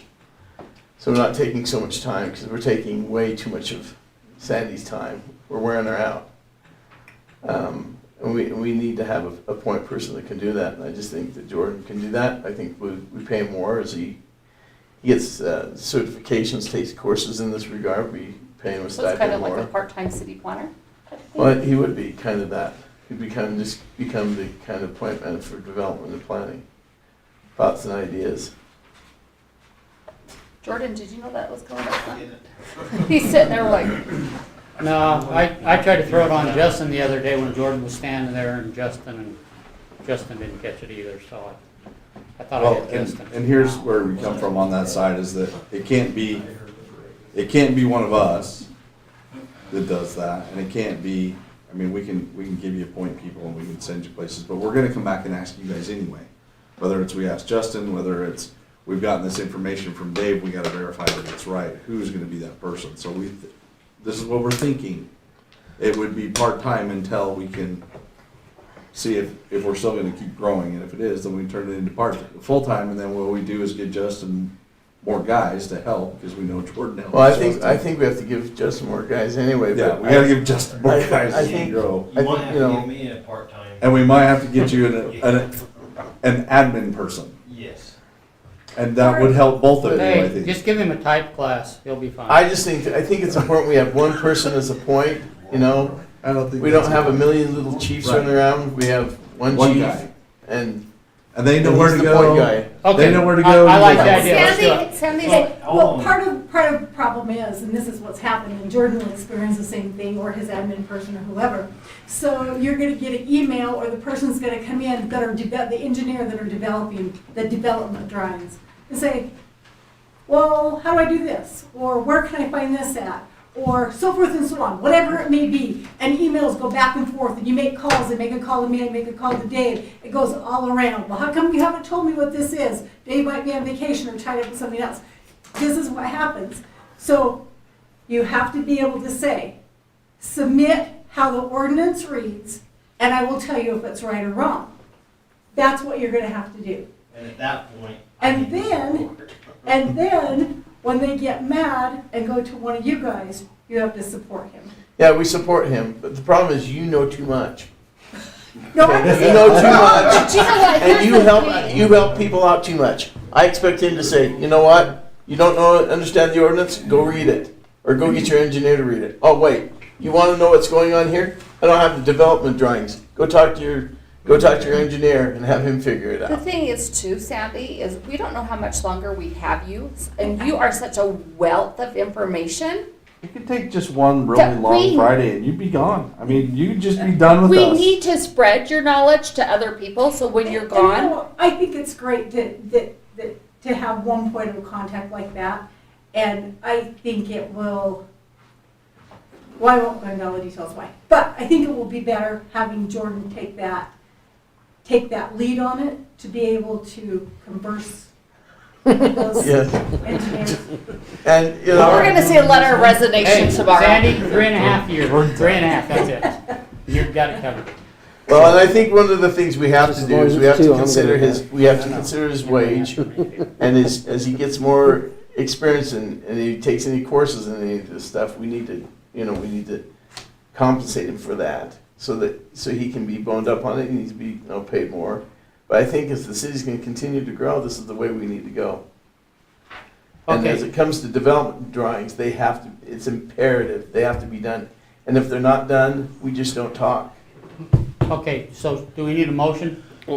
We haven't heard from Justin. I was gonna say. We don't need to hear from Justin, So I'm just gonna ask, so at this point on, you guys are gonna back whatever decisions we make as far as, we're not gonna have these secret private meetings, we're not gonna go in different offices and discuss things.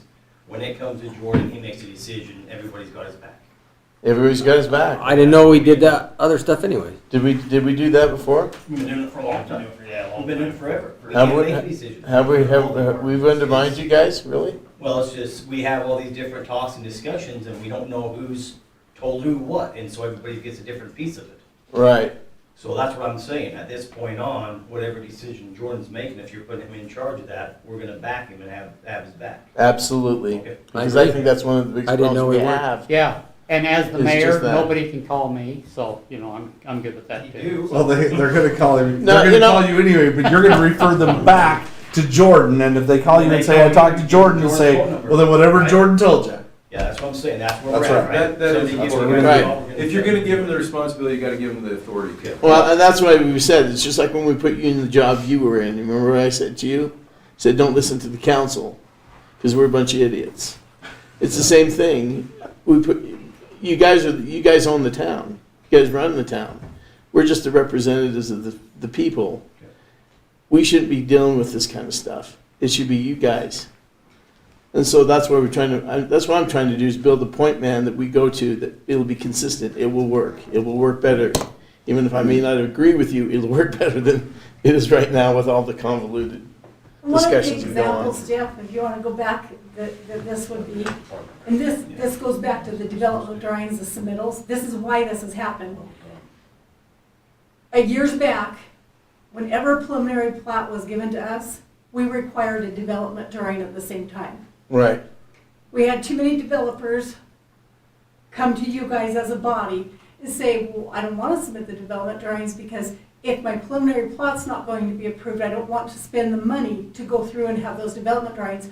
All other cities, and I get this all the time, all other cities, you don't turn that development drawing in until you turn the final plat in. And Dave, you can be a witness to that. Haven't we dealt with this for years and years? We're dealing with it right now.